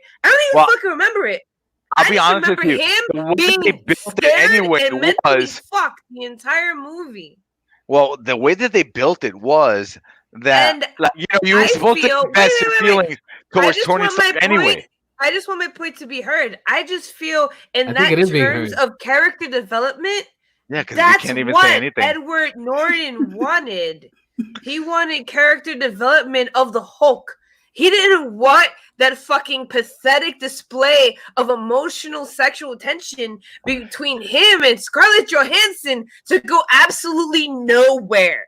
But it was before, substance. But yes, before they didn't that. Do that well in Iron Man 3, but that's my only reference. I can't do it because if I get angry, I'll rip you in half, Liv Tyler. Not even a little? No, because if I get somewhat angry or excited or whatever, it's Hulk smash. Liv Tyler in half. And then Steve Tyler's going to be like, just be anger, not excited. It's supposed to be anger. It's supposed to be rapid heart rate that was done by him feeling threatened, upset, and having anxiety. If you feel threatened and upset and have anxiety while fucking, there's a problem. Yeah, it's a huge problem. Anyway, you don't want I hope people heard what I was trying to get across. I wasn't saying Iron Man 3 is a great movie. It was a lost cause, but I love what they were trying to do, which was called character fucking development, which a lot of people get upset about Marvel movies in the first place because there is room for character development, but They literally just slightly smear the butter over the toast on character development. Slightly. I have Yes. spoken. No, and this ain't that I get because you have. And Edward Norton wanted it. There's so much different smothered in variety butter. of toast to put butter over. Hey, I gotta give people visual stimuli of what I'm fucking talking about here. And that right there, ladies and gentlemen, was it newer Franny's rants? Yeah, word. No, because I wanted Edward Norton to stay in the universe. It would have been really interesting. It would have been great. I would have loved it because I like him as an actor, and I like the way he portrays things. Well, dude, Edward Norton is a great actor. I really want to see Broken Brooklyn. I've never seen Broken Brooklyn. He wrote and directed it, or Brooklyn Broken. He dropped some movie a couple months back that was like all independent. Norton is such a great actor that, like, honestly, a character that he did that was very well, and I'm going like obscure with him, was like Death to Smoochie too. Oh, I love that movie. I watched it like 4 times during this quarantine. That shit was good. Yeah. He was also good in fucking Fight Club. I used to love him. Oh, dude, fucking Fight Club is like one of my top favorite movies of all time, and it makes me laugh because everyone's like, "That's such a dude comment" or whatever. It's between that and fucking Pulp Fiction. I'm not a dude, and I love Fight Club, and I love Pulp Fiction. Yes, but remember, you're and I even have the book Fight Club, and if you guys follow us, you know if I got the book, I'm all about it. Like, I love it hard if I have the book. And the Geeks I heard there. Good night, everybody. I love it hard. Ryan Reynolds. Not semi. Ooh, full-fledged? Full on. If I have the book, full on. Like, if there's a table over you here. You know where I felt teased for the first time ever because I went against my rule? I bought the book before watching the movie, and I lost my shit. It was Ready Player One. Good job. Good fucking job. Yeah. So I guess now the Hulk, and I guess we can go back into the DC world. In DC, of course, the animated shit we're going to now. It's been kind of a bit of a controversy that people are complaining about, but not necessarily. It's weird, but this is a bit of a spoiler for those that don't really watch the Harley Quinn show on the DC universe. Yeah, dude, that series is great. Haven't seen it. Series. It's really. If you ever get a chance, Franny, do watch it. It is a great series. I gotta watch this week's episode, which Steve is about to spoil for me, but I'm gonna still watch it regardless. No, actually, this is supposed to be happening for the next one, for the 4th one, I believe. Oh, okay. But, so in episode 2, which is the one that aired last week, I guess, according to as of episode 2, like season 2, because season 2 episode. Oh, okay. I was like, it's been up for a while. Wait, are they bitching about season 1, episode 2 now? No, they're fucking late. Okay. So season 2, episode 2. Of course, for those that don't really know, at the end of the episode, at the end of season 1, basically they kind of destroy fucking Gotham or whatever. So they create. Oh yeah, Gotham got fucked up because Joker finally took over. Yeah, so Joker took over and fucking Gotham is no more. Can I ask a question really quick, Steve? Because I haven't watched the cartoon. Okay. Is this off of any comic book, or is this like Batman animated series? It's his own thing. It's his own thing. It's okay. Like it's adult Harley Quinn. Like this is its own this is Harley Quinn for drunk Franny. Yeah, pretty much. You guys don't know drunk Franny. Get the fuck out of here! For the years that I've known you, I know fucking drunk Franny. You haven't seen me in like a decade. Okay. Bullshit. Because I've seen Drunk Franny plenty of times. I know Drunk Franny. Okay. I don't want to hear a no because listen, I've known you fucking forever, and we've I've hung out. changed. People change, Alex. I've changed. I've bettered myself. You don't know me. Okay. Knowing is half the battle. Okay. No, continue, Steve. Okay. So in season 2, episode 2, basically what happens is that they find out that there's no electricity anywhere except for Riddle U, which is a place where the Riddler? Yes. It's it's a college campus or whatever that he's basically taking control of all energy there. I would go to school there. That sounds good. Right. So they're like, how the fuck is he getting all this energy? So they're like, yo, we need to get this fucking energy. So because Harley's lair is in a fucking abandoned mall because she got kicked out of her apartment. And it's fucking cool. It's funny. It's hilarious. Listen, this series is great, and the voice cast is fucking awesome. Yeah. So one thing that happens is that of course it's Hardy and Ivy trying to go into this mission. They go in as like co-eds or whatever, and they're trying to infiltrate the college and trying to get towards the Riddler to try to get all the shit for themselves as well. So in this Clayface, which is played by Alan Tudyk, and he also plays the Joker, by the way. He also plays the Joker, yes. But this character, he basically goes in on mission because he's like, I just want to be there because, of course, you guys need some help sometimes. He was like, I'm gonna be there, but he decides to go in as a female college student or whatever, right? And when he does this, he winds up gaining affection of this guy named Chad or whatever, right? I gotta watch that episode now. And it's funny because it's only through text and shit that they show it happening. And after the mission is over, he turns into regular Clayface, but they're still interacting with each other. So the big thing is that, like, oh yeah, is he really gay? Like, because he is. In the show, they make it seem like he's a huge thespian because he's always acting. He's always changing. With the whole Clayface character is that he's like he really gets enthralled in his roles. That's just how he is. Right. So what people are complaining is like, is he gay? Is he not gay? So like that's one thing that's kind of interesting about the show right now. But another thing that they're trying to see is also like Harley Quinn and Ivy's relationship as well, because their relationship is very different. Because it's kind of like they're like best friends, but they're not best friends. It's kind of like Harley's kind of in love with Ivy in a way.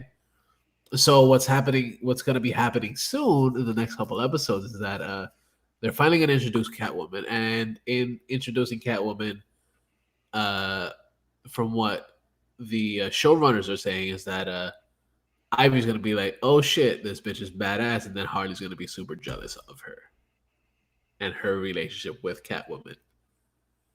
So they're trying to say that Harley and Ivy, it's not Selena Kyle, right? If I'm correct. Yeah. Okay. So it's gonna be interesting how they play all this off in a way, because of course we haven't really seen that in the comic either. It's totally different than what we've seen before in the comics, and it's totally different than what we've seen in anything else as far as like DC animated anything.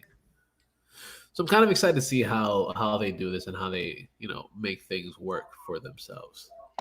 No, but I'm just saying, you already know, dude, that this series is like well written and it's fucking hilarious.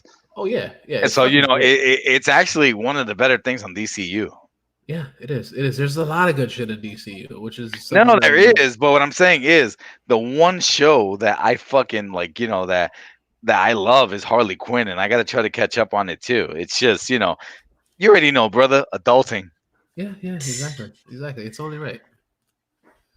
Yeah, but I'm kind of like I said, I'm excited to see what's going to happen for the rest of the season, because of course this is something that's just coming out every other week, and the fact that it's coming out so much sooner than we thought it was going to, because we thought when we spoke about it a few months ago, we were like, oh yeah, this is going to take fucking forever, like another fucking year or so. But it came out. Yeah, but because of the whole coronies, that they forced their hand, like, you know what? Fuck it. Let's bring out the new season. Here, take it. You don't have to tell me twice. Okay, I'll take it. Be gentle, please. Be gentle. A little bit of lube and a little bit of love. Yeah, exactly. Yeah, not too much love though. Not too much love. Yeah, a little lust in it. Just a little bit. Just a little bit. Oh my god, Franny, her face right now is just like, just lust. Just keep going. Keep going. I can't say anything. I haven't watched it. No, listen, when you get a chance, it's really good. I haven't watched it. I have a I don't know. I grew up watching Harley. I have a certain mindset on how I feel about her. She related in a certain kind of way. So I kind of have really nothing to say. Okay. I want to say things, but because I haven't seen the show, I feel like I have no right to go on any type of tangent. I just hope that they do it right and they show Harley Quinn the respect that she deserves. They do because I feel at the end of the day, no, because like I mean, I know in the comic world it's getting kind of fuzzy out there. It's getting kind of weird and blurred. Like I just ordered myself the hard copy of, meaning it has a hardcover. The trade paperback. Or the I didn't get the paperback. I got the hard copy. There you go. Okay. Yes. Harley Quinn and Poison Ivy, because I strongly feel with the new comics that are coming out that the true relationship of Harley and Poison Ivy is becoming very blurred, very obscured, very lost in the sauce. Right. And for me, as a female, meant a lot. Okay. So I don't want that to get lost in the agendas that are being pushed now. Gotcha. So hearing all of that kind of like makes me want to say something, but I never saw the show, so I can't judge the writers and I can't tell where they're going. But I just really hope that they give her the empowerment and independence that I always felt that Harley had. Harley was in that like gray area. Harley, for me, I related to her in the sense that she was in that gray area where she was an amazing henchman. And she was turned on by people who were amazing leaders in the crime syndicate. That to her, no matter what gender you on, was hot.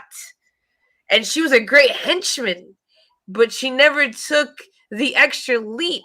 Even though she could have, because, mind you, she has a PhD. She's Hannibal without the eating of people, okay? That bitch is fucking crazy and psychotic.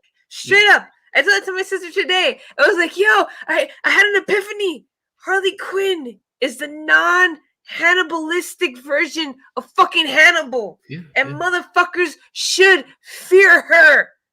Because she chooses and she enjoys being just a henchman and admiring and intellectually adoring the leader of the crime syndicate or family.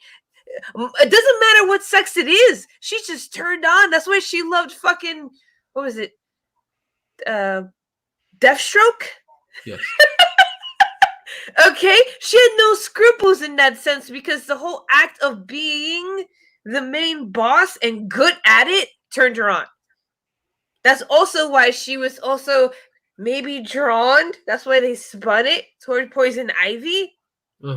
But Harley always got on someone's nerve a little bit because at the end of the day, she is kind of slightly annoying. But I feel like she's kind of, at least in comic books, like I said, I haven't watched the movie. She's kind of lost that respect where it's like they want to make her the head of the team, like birds of blah. Meanwhile, Harley loved being the henchman. And the only person at the end of the day that she loved in that sense was the Joker, even though she knew It wasn't healthy. It's just like the fucking Hannibal fucking novels. Okay? With Will Grant and Hannibal. So here's one thing that I can say. Giant Here's one thing epiphany. that I can say, Franny. And one thing that I can say is that What? that's actually something they do touch on a lot on the show. Is that she is and always has been a henchman, and the fact that she wants to actually be part of a bigger team is what she's actually going for in this. Not just that she wants to be the leader of anything, but she wants to be part of a bigger team. Oh, she wants that's to be nice. Because in the comic books, that's why she even, besides the fact that they forced her to do Suicide Squad, she enjoyed it because she was part of a big thing. Right. So she essentially she wanted to be part of like the Legion of Doom. And they shat on her the entire fucking time. So that's why she decided to make her own team. But she's not necessarily the leader of the team. Okay. Yeah, it's just like, it's just her close companions or whatever. Yeah, it's just her that they all have equal, say. Yeah. Okay. So that's why. Then you know what? I'll give it a chance because the reason I didn't was because I don't like the direction the comic books have been going with her. Right. Yeah. Really don't. I find it disgusting and like tasteless and like who the fuck? Hashtag not my Harley Quinn. Because I put her on an intellectual level and psychotic level. Oh yeah, as fucking Hannibal. She's not dumb. She chooses because being with Joker allows her to express what she wants in a romantic setting in her twisted mind. Yep. Yeah, and they touch on all that shit. I lost my mind when they made her marry Poison Ivy. Because in my brain, she wouldn't marry anybody because anybody who has a leadership role is where she's going to go. Yep. Just like Hannibal isn't going to team up with anybody. He can love them to the end of the day. But at the end of the day, he'll eat them. Yeah. If he fucking feels like it. Exactly. Like, absolutely right. What? So that's why I was kind of really scared, and Alex knows this because I brought it up at Comic-Con when he was getting the pins. He was like, I'm going to get you the Harley Quinn TV show pin. And I was like, because I really didn't know where they're going to go with her. And no, but I think around that time, the series came out like a week or so after that. Right. We didn't know anything about it. And I was already like, No, but with the voice cast, when I heard about it, I was just like, I wanted to give it a chance. You were giving it preconceived notions. Yeah. And I get it. It's okay. But you should definitely check it out. When it comes to Harley, and you guys call me, biased and sometimes for certain things, I'm like, no, I'm not. But when it comes to Harley Quinn or the Joker, I could totally say, yes, I'm biased and I have to work really hard to get over it because they did affect me in some type of way as a teenager.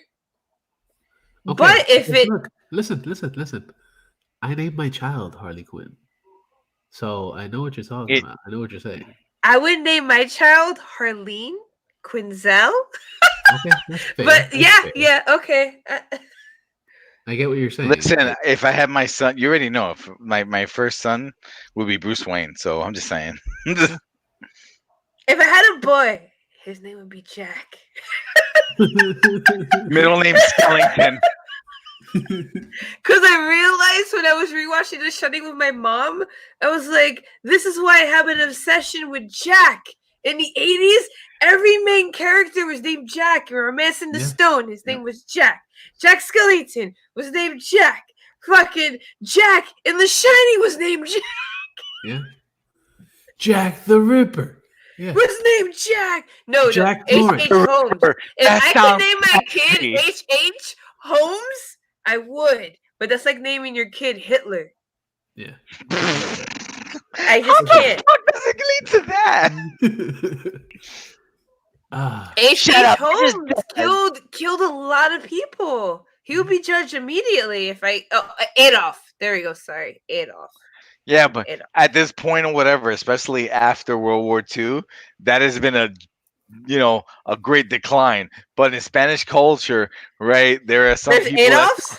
No, remember the Spanish name of is Adolfo. And there are some people that still name their kid Adolfo. And then after the fact, when they find out that's Adolf, ooh, I didn't know. Yeah. Okay, so I guess that's. No, so I'm gonna check out the Harley Quinn animated series. I'm telling you right now, whenever you get a chance to, it is really good. Because those were all my bias reasons. And I don't think they're that bad because I want a positive female I didn't say platform. I don't want to feel bad for me. I'm a whiny fucking female who hates men platform. I don't want that. No, that's not what they have. No, they they developed the character within the first season and it really falls well. Mm-hmm. Okay. I'll give it a chance right now. Thank you, guys. Listen, I'll do it. It's really good. It's one of my favorite series right now. Yeah, it's great. So. Trust us. You're talking to two dudes that you consider. I don't trust friends. Steve, but I trust you. My goodness, Steven, I'm sorry. Steve likes Batwoman. I will never trust anything that Steve suggests. Listen. I didn't say I like Batwoman. Sorry. I enjoyed it. Sorry, brother. He enjoyed it. He put a brown paper bag over her face and still had a good time. Yeah, exactly. Cassandra Cain put on this mask and just let me go broke. Yeah. Just one time. I think I need 2 more shots right now just to deal with this shit. Yeah. So, one last piece that I have, being that we're on almost, we're at 2 hours right now. So, what an episode! Yeah, it's a long ass episode. For good reason. We could cut. You could edit all the ums and the ahs, and it'll make it shorter. Fuck you. The ums and ahs. That's what I do on my YouTube channel. The moment I start cutting out all the I do all those really cool fucking jolted cutscenes. See, but that would I cut it down to fucking 15 minutes, and it was a 2-hour-long video. With everything to add to it, it makes it, the ums and the ah are like the little sazon, if you will. Yeah, exactly. It's the hint of love. That's what it is. That's what that is. Ooh, the hint of love. My goodness, sir, you're such a debonair. I know. I try. My goodness, you with your so words. Sassy, Steve. You're so sassy. 2 more drinks, Steve. 2 more drinks.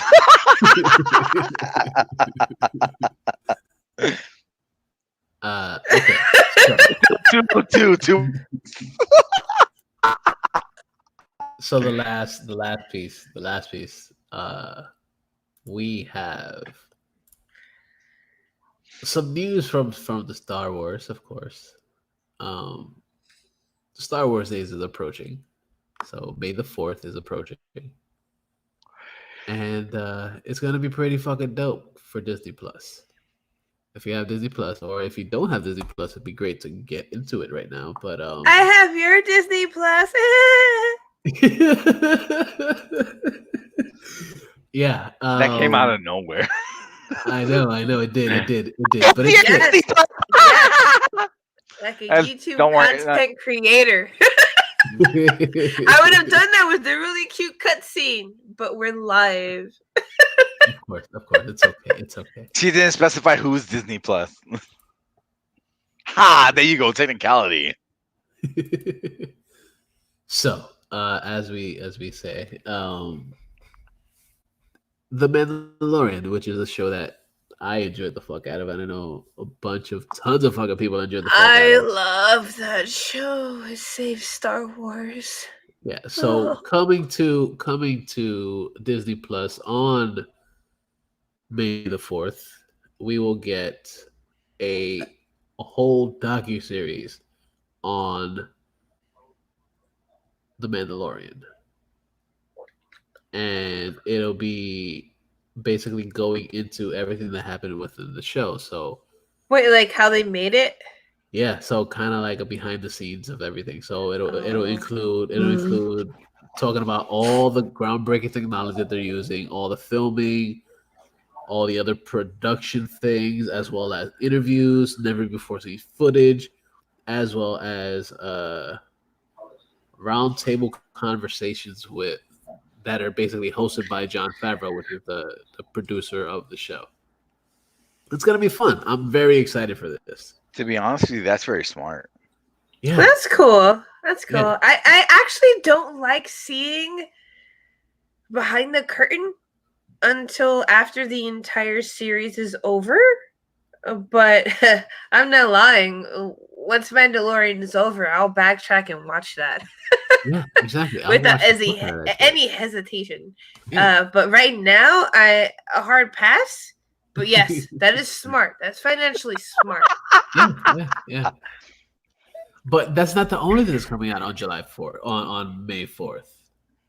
Damn, you jumped from July to May. What And the hell? I'm the one who's drunk. Suck, man. Yeah. Oh, she admits it.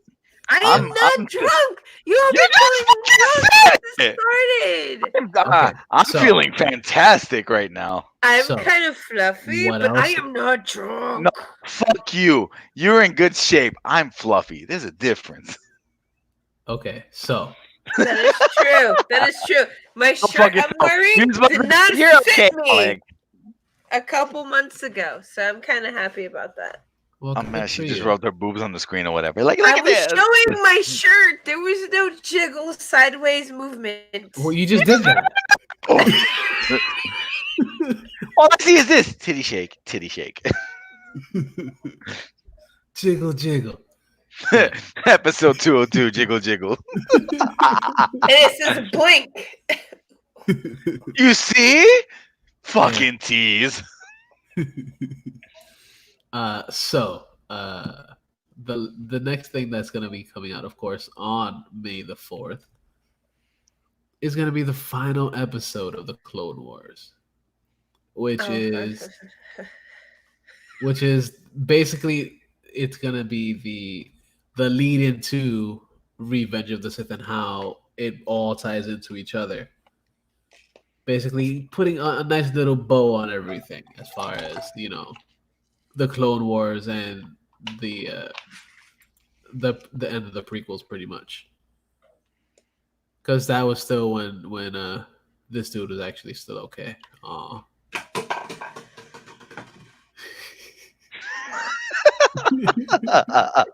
Drink number 3. I'm sorry. Continue. Apparently, drink number 33. I got you. No, seriously, this is drink 3. Okay. Yeah, it was just a really big drink. That's what it was. Nah. It was a big it was a big gulp. It's only drink number 3. Yeah. The cup is bigger than it was in her hand. The cup is an illusion.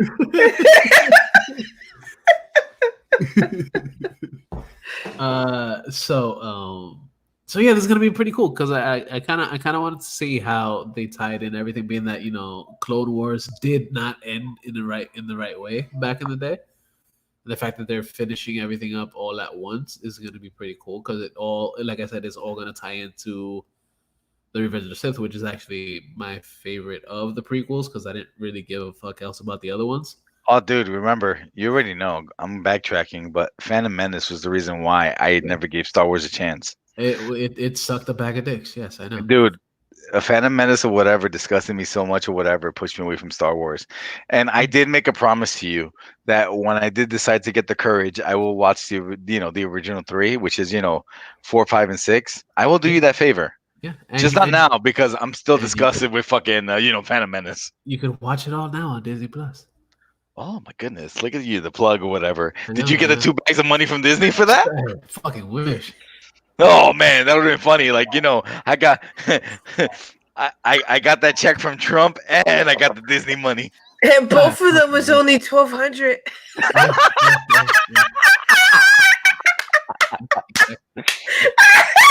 And they say, "Don't you love the way it rains?" And you're like, "No." You come on, no, we're like, it rained? No, it was just a drizzle. It was just a sprinkle. Yeah. Nah, it was a dog pissing on your sneaker. You didn't even feel it get wet. Damn, that sounds horrible. It was just a doggy It's going. bad. It's bad when you don't feel it get wet. That's yeah. He said it. I didn't say it. I know I said it. I admit to it all the way. I thought it, but you said Yeah, you damn right. I was like, I didn't want to connect getting wet to dog pee. Yeah, it's okay. It's okay. But when a dude says it, it totally works. Exactly. It's only right. Okay. Is that it for your news? Yeah, I'm excited to see. Can I go in a quick rant? Can I do it? Sure. Yes. Do we have time? We could do the final rant from Randy. Randy? Wow. What? What? Are you cheating on me with someone called Randy? Yeah, it's Randy's friends. Randy ain't my fucking friend. I don't know Randy. Yes, Franny, give me a rant, Franny. Franny rants. She's gonna bitch about something now.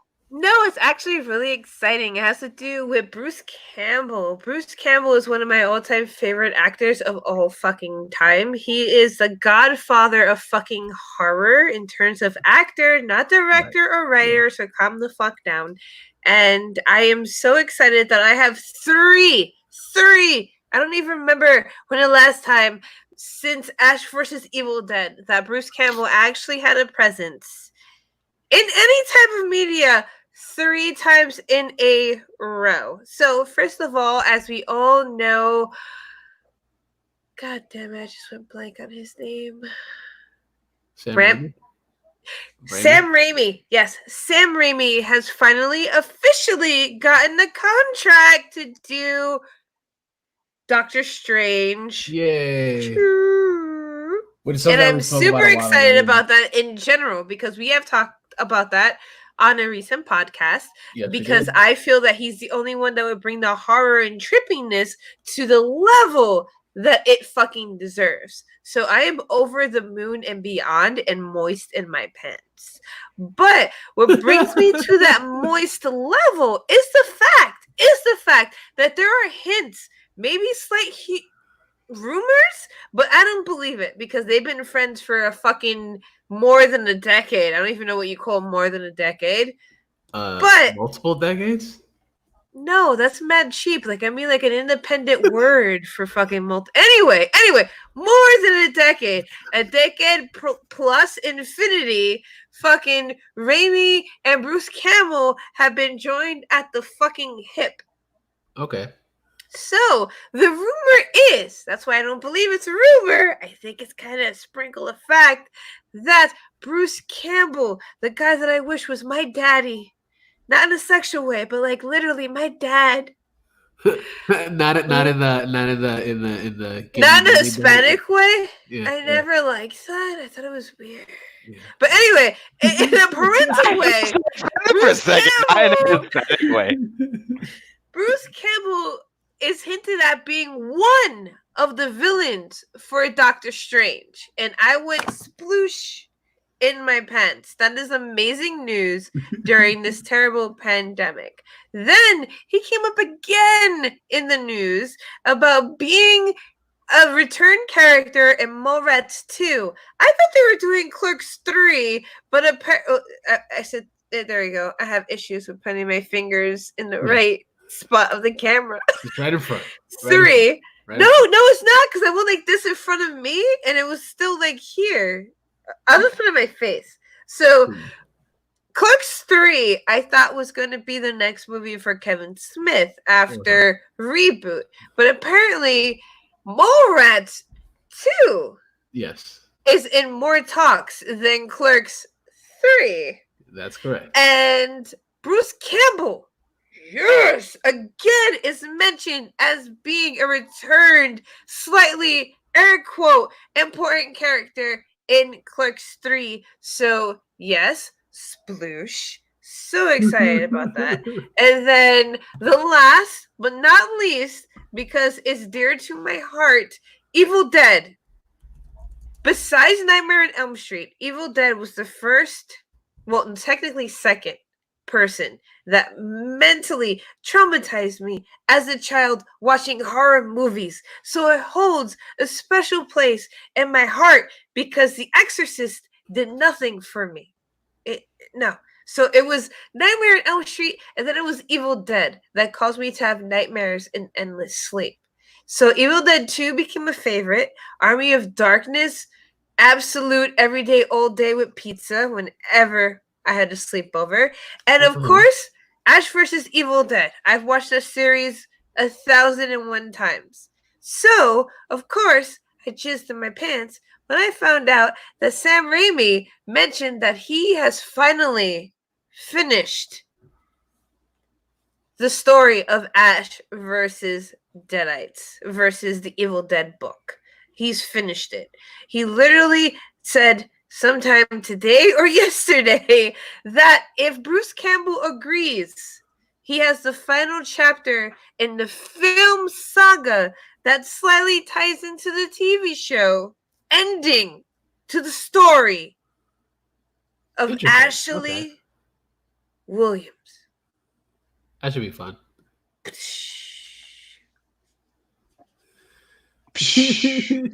That to me is the greatest thing I have ever heard. If they said that they were fucking bringing back Robert Englund to play fucking Freddy Krueger in a well-written horror script with so much gore, you would look red in the fucking theater. Apparently, there was a rumor about that too that I heard. That no, he literally said a couple months back before the pandemic that they didn't catch him soon enough, that he's way too old. He's not going to do it. Yeah, of course. And that upset me, you know what? Because I was hoping it kind of makes sense. Would. No, I mean, I would love to see Freddy, Robert Englund to reprise his role as Freddy, but I get where he's coming from. Right, but I'm also upset as a fan that no one just stated a script good enough for him to be like, yeah. Because I swear to God, I think he would have done a YouTube script. He would have. That would have been great. Right, but he was waiting for it, just like Bruce Campbell, to have substance. And unfortunately, that never happened. But I get to have Evil Dead. I get to have that. And if that happens, I have no problem dying. Yeah. Hey, Brian. Thanks for joining us for a quick second.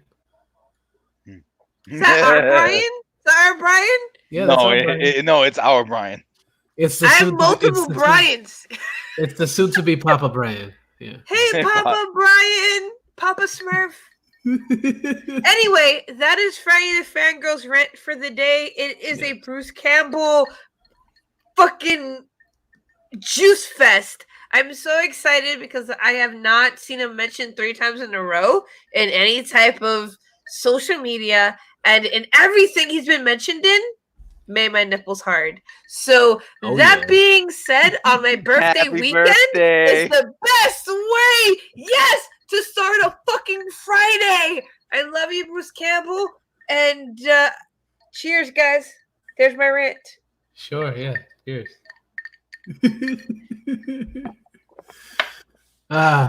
Yeah, alcohol. Yeah. Bitches. That was practice and scripted. Yay. So that pretty much. This was a full episode. Yeah, this is a hell of a fucking episode, dude. I love it for 2 reasons. We were all, well, I know Franny was toasty. I feel fantastic right now. Yeah, I feel pretty. You know what's funny, and it kind of makes me feel a little bit bad, but not that much. Everything I did today was scripted and practiced. Wait, so you scripted being drunk? No, this is what I do on camera when I do my YouTube channel. Drunk. You're calling bubbly me drunk? Sure. I appreciate that. But no, everything I said was planned ahead of time. Yeah, good job, Freddie. I need a beard. Yeah, you need a beard. It's down between my legs. So I do have one, Brian. Quarantine beard. Episode 202, quarantine beard. But that is called an N17 rating, and this is not Caligula. Word. I saw that movie years back or whatever. It's not as impressive as you think it is. I'm sorry, Caligula is on my computer. It's on a hard drive and it's on a flash drive. That is one of my favorite movies that has to do with porn, history, and violence. Sploosh. It's still not okay. It's still not that good. That's fair. So no, it's not. Screw you. Do you like Clockwork Orange? Fuck yeah. No, Alex. I haven't seen it in ages. Okay, so I got nothing. That was my rebuttal. You said but. And I'm the one who's drunk. Okay. I'm good. I'm feeling fantastic right now. I will admit it with no problem. Oh my god, I'm so happy right now. I haven't felt this happy in like 2 months. That's good. I'm glad we could bring you some type of joy.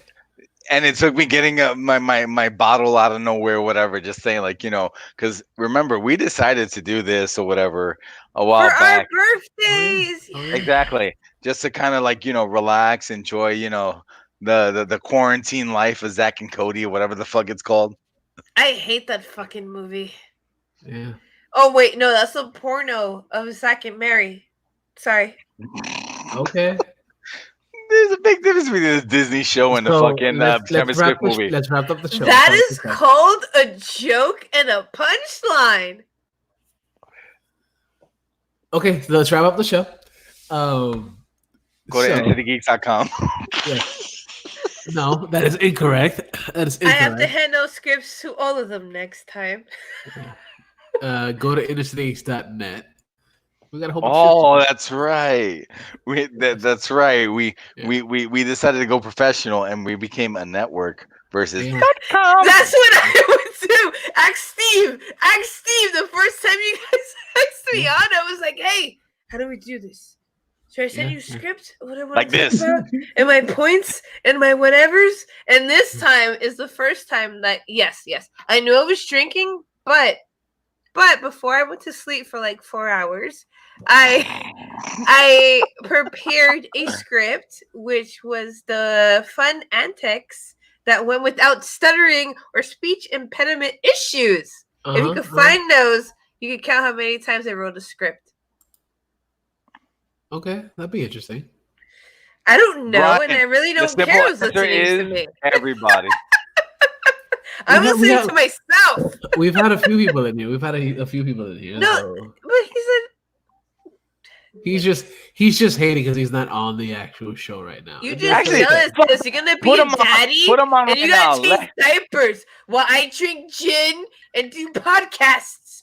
You gotta change diapers and stare at your toys. She drinks rock metals all in her mouth, face, neck, and chest, or whatever. Jesus Christ. Yeah.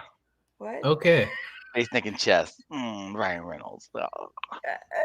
All right. So, like I said, go to InnerCityGeeks.net.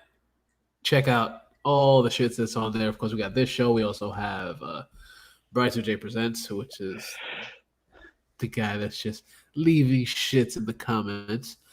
But we also have that. We also have It's Papa with Fran the Fangirl, which we'll be doing more episodes very soon. Yes, sorry guys. I have shitty internet. And we really wanted to do what we do in the shadows. Yeah, it's all good. We can still do it. Don't worry. Ladies and gentlemen, it'll be coming soon. Yes. Exactly. We shall find a way. Yeah. There is always a way. Yeah, we are the way. It is the way. Yes. Follow us. Yeah. So make sure you check out all that shit. Also, what else we have on the site? We also have Comics con Sabor, Manga Time, Anime World, the ICGPW Slamcast, Watch, First Watch, Turntable, so much fucking shit on InnerCityGeeks.net. So make sure you check all that shit out. You could also check out all of the Franny the Fangirl shit on our site because she's supposed to be putting some stuff up soon. Yes. I'm in quarantine, so I'm working on things. Yes. I just gotta edit it all by myself. Other than that fucking aviator bottle, she's working on things. Yeah. Also, you can find the InnerCityGeeks webcomic on there. Nice plug. Appreciate that. Fuck yeah. Our brainchild. Yeah, exactly. Fucking Steve and I's brainchild or whatever that, we try to bring out as much as we can. And I would say within the next week or so, we're going to bring out that contest, ladies and gentlemen, that yes.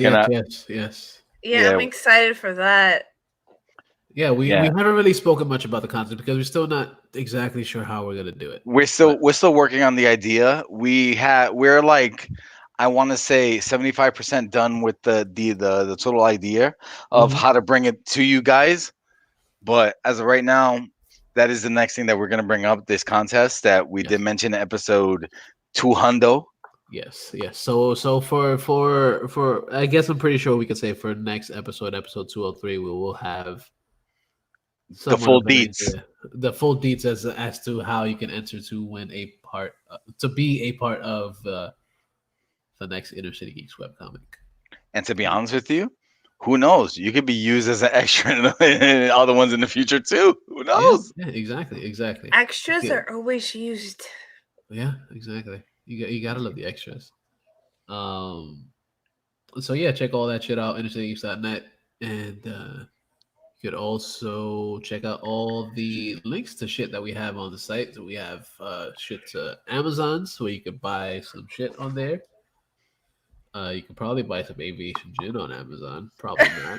Actually, you can. I tried. No, because go to Alex's website because I found out today that where Alex got my booze, the money actually goes to the people that I thought where I was buying my booze was going to, but they don't add that because, of course, I bought myself more aviation gin from Alex's website, and they told me that half of my proceeds were going to those certain area. What do you call them? Areas? No, but they're not areas. That it goes to the actual. It goes to the actual, to the people, to the company. It actually goes to the fundraiser. There we go. There's the word. You both failed me. The fundraiser that Ryan Reynolds has been preaching about this whole time. I bought you a fucking gift and you're gonna try to shice on me? Go fuck yourself. No. I fucking love your gift. You know what it came with? It came with actual mixers. I have 3 fucking mixers to mix my gin with, but I'm an alcoholic and I prefer it with seltzer water and ice. It's kind of funny. She's gonna show me the bottle and it's gonna be empty, whatever. See, I'm still drinking. She did that like 4 times already. Look at that. I'm glad. Listen, because that's a different. In all seriousness, it came with his face. My other bottles didn't come with his face. Well, you know what? I'm gonna start buying my gin from that website, Alex. Listen, you already know. I wanted to make sure. Yeah, dude, I've known you forever. I do love you. All right. And I wanted to make sure that you enjoyed your birthday. So, no. We can get sentimental for a second. I don't do that. I don't do feelings. Get the fuck out of here. Yes, you do. You just don't shout it out in the podcast. She's just like, you're right, but shut the fuck up. Okay. So. That was Alex made it awkward. Anyway. You can go to InnerCityGeeks.net. You'll find a link to Amazon. You can find the link to Amazon where you can buy some feelings. Yeah. You can find that on Amazon. You can rent Hannibal movies because Hannibal is the man. Yeah, I'm pretty sure. I was gonna say there too. Remember, it has to be essential because if it's not essential, whatever, then they'll postpone it for a while. But you could stream it. You could stream it on Prime. You don't have to order it physically. Oh, look at that! Yeah. Fucking Brian. We can't do feeling as we have to be 6 feet apart. Yeah. He meant with emotions, not your hands, you fucking perv. Hey, he's a that's a beat. Alex Relax. should just be hugging me. Well, he missed the shakes and shit. So I'm married, madam. I'm sorry, but he missed the shakes and the giggle in the jiggles earlier. So yeah, that's why I said he just should be hugging me. Fucking pervert. Yeah. Don't worry. When the quarantine's over, I'll give you a big hug. Yeah. I miss those. Like, I'm not bored. Sorry, Steve. I don't want to cut you off. Continue, please. I'm trying to close the fucking show. Yeah, we're closing out. We're closing out, Alex. Shut up. Let's see. How about I I love how she throws me under the bus, but it's fucking her. How about I just do this?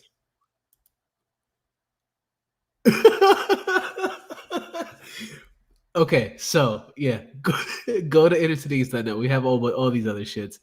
I got the power now. I can say shit. Yeah. So we got Amazon Rebel, where you can buy a bunch of shit. You also get your first month free of Amazon Prime if you don't have it right now. So you can go do that shit.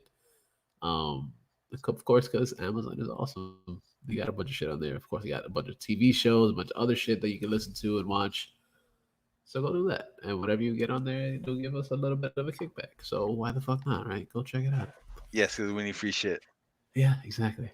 And rent movies, because holy shit, that's what I've been doing since this quarantine. And you know what? It brings back that nostalgia feeling.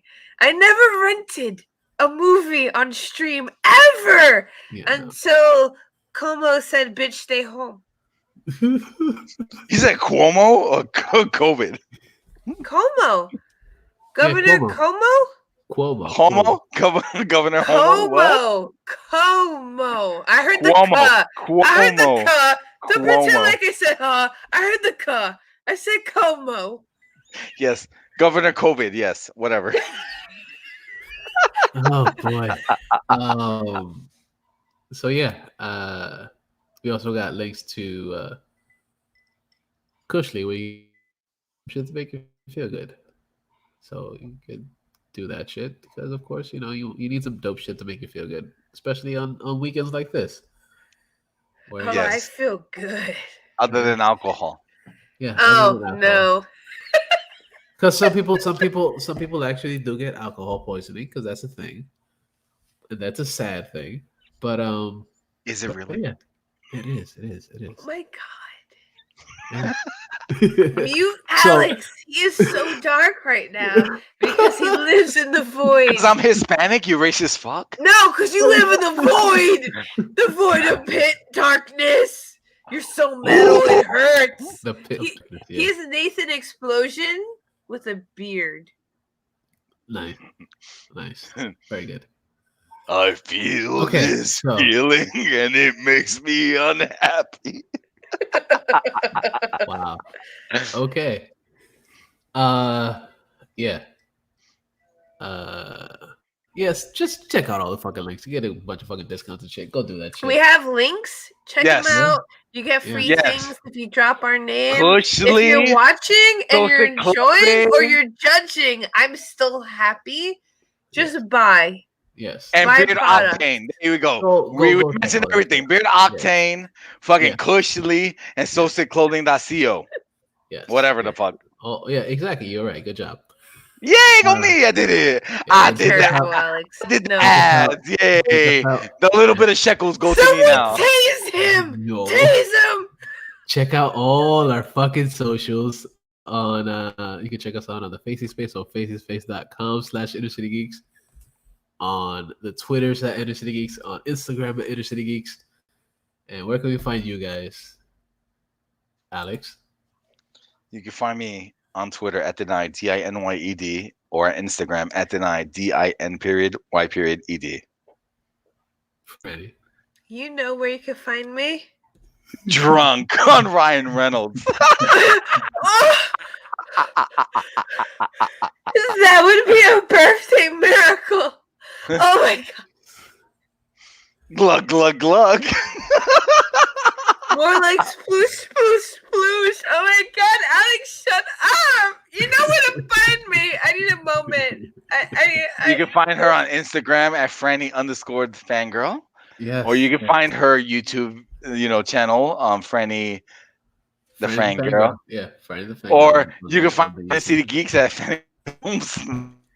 Or the snob, not the slob, the snob. You fucking barrel of cocks. I'm a barrel. It's like I'd be an hentai character now, woman. Yeah. You know what's funny? I find cocks not as offensive as calling you all dicks. That's fair. I'll take it. You're gonna take dick, you son of a bitch. Yeah, I feel like when I say dick, it has to be like a some perverted level. But cock is just, yeah. Okay. It makes it sound so dirty. And you guys can find me on the Instagram and the Twitters at Mr. Jackal, MISTERJACKAL. And that wraps it all the fuck up. So say your goodbyes, everybody. Goodbye, everybody. Until next time, folks. Yes. Happy birthday, Alex. Happy birthday, Franny. Is your birthday coming I up love too, you, Alex? Steve. Love you too, Franny. Please don't Brother, kill you me. already know, man. I love you, dude. And if you kill me, you better make me like a real Parmesan, like with spaghettis and like. I got you. Wait. So if you kill her, she wants you to make her into real Parmesan? I want you to eat me as real Parmesan with spaghettis with Chardonnay. I got you. That is the most random request ever. I fucking love this. I've been watching a lot of Hannibal. So, Alex. All right. I'll do the final outro. song. The final song. Yes. What is it? The outro song is actually it's a deep cut from one of my favorite bands, El Nino, from their debut from their mainstream debut album, Revolution.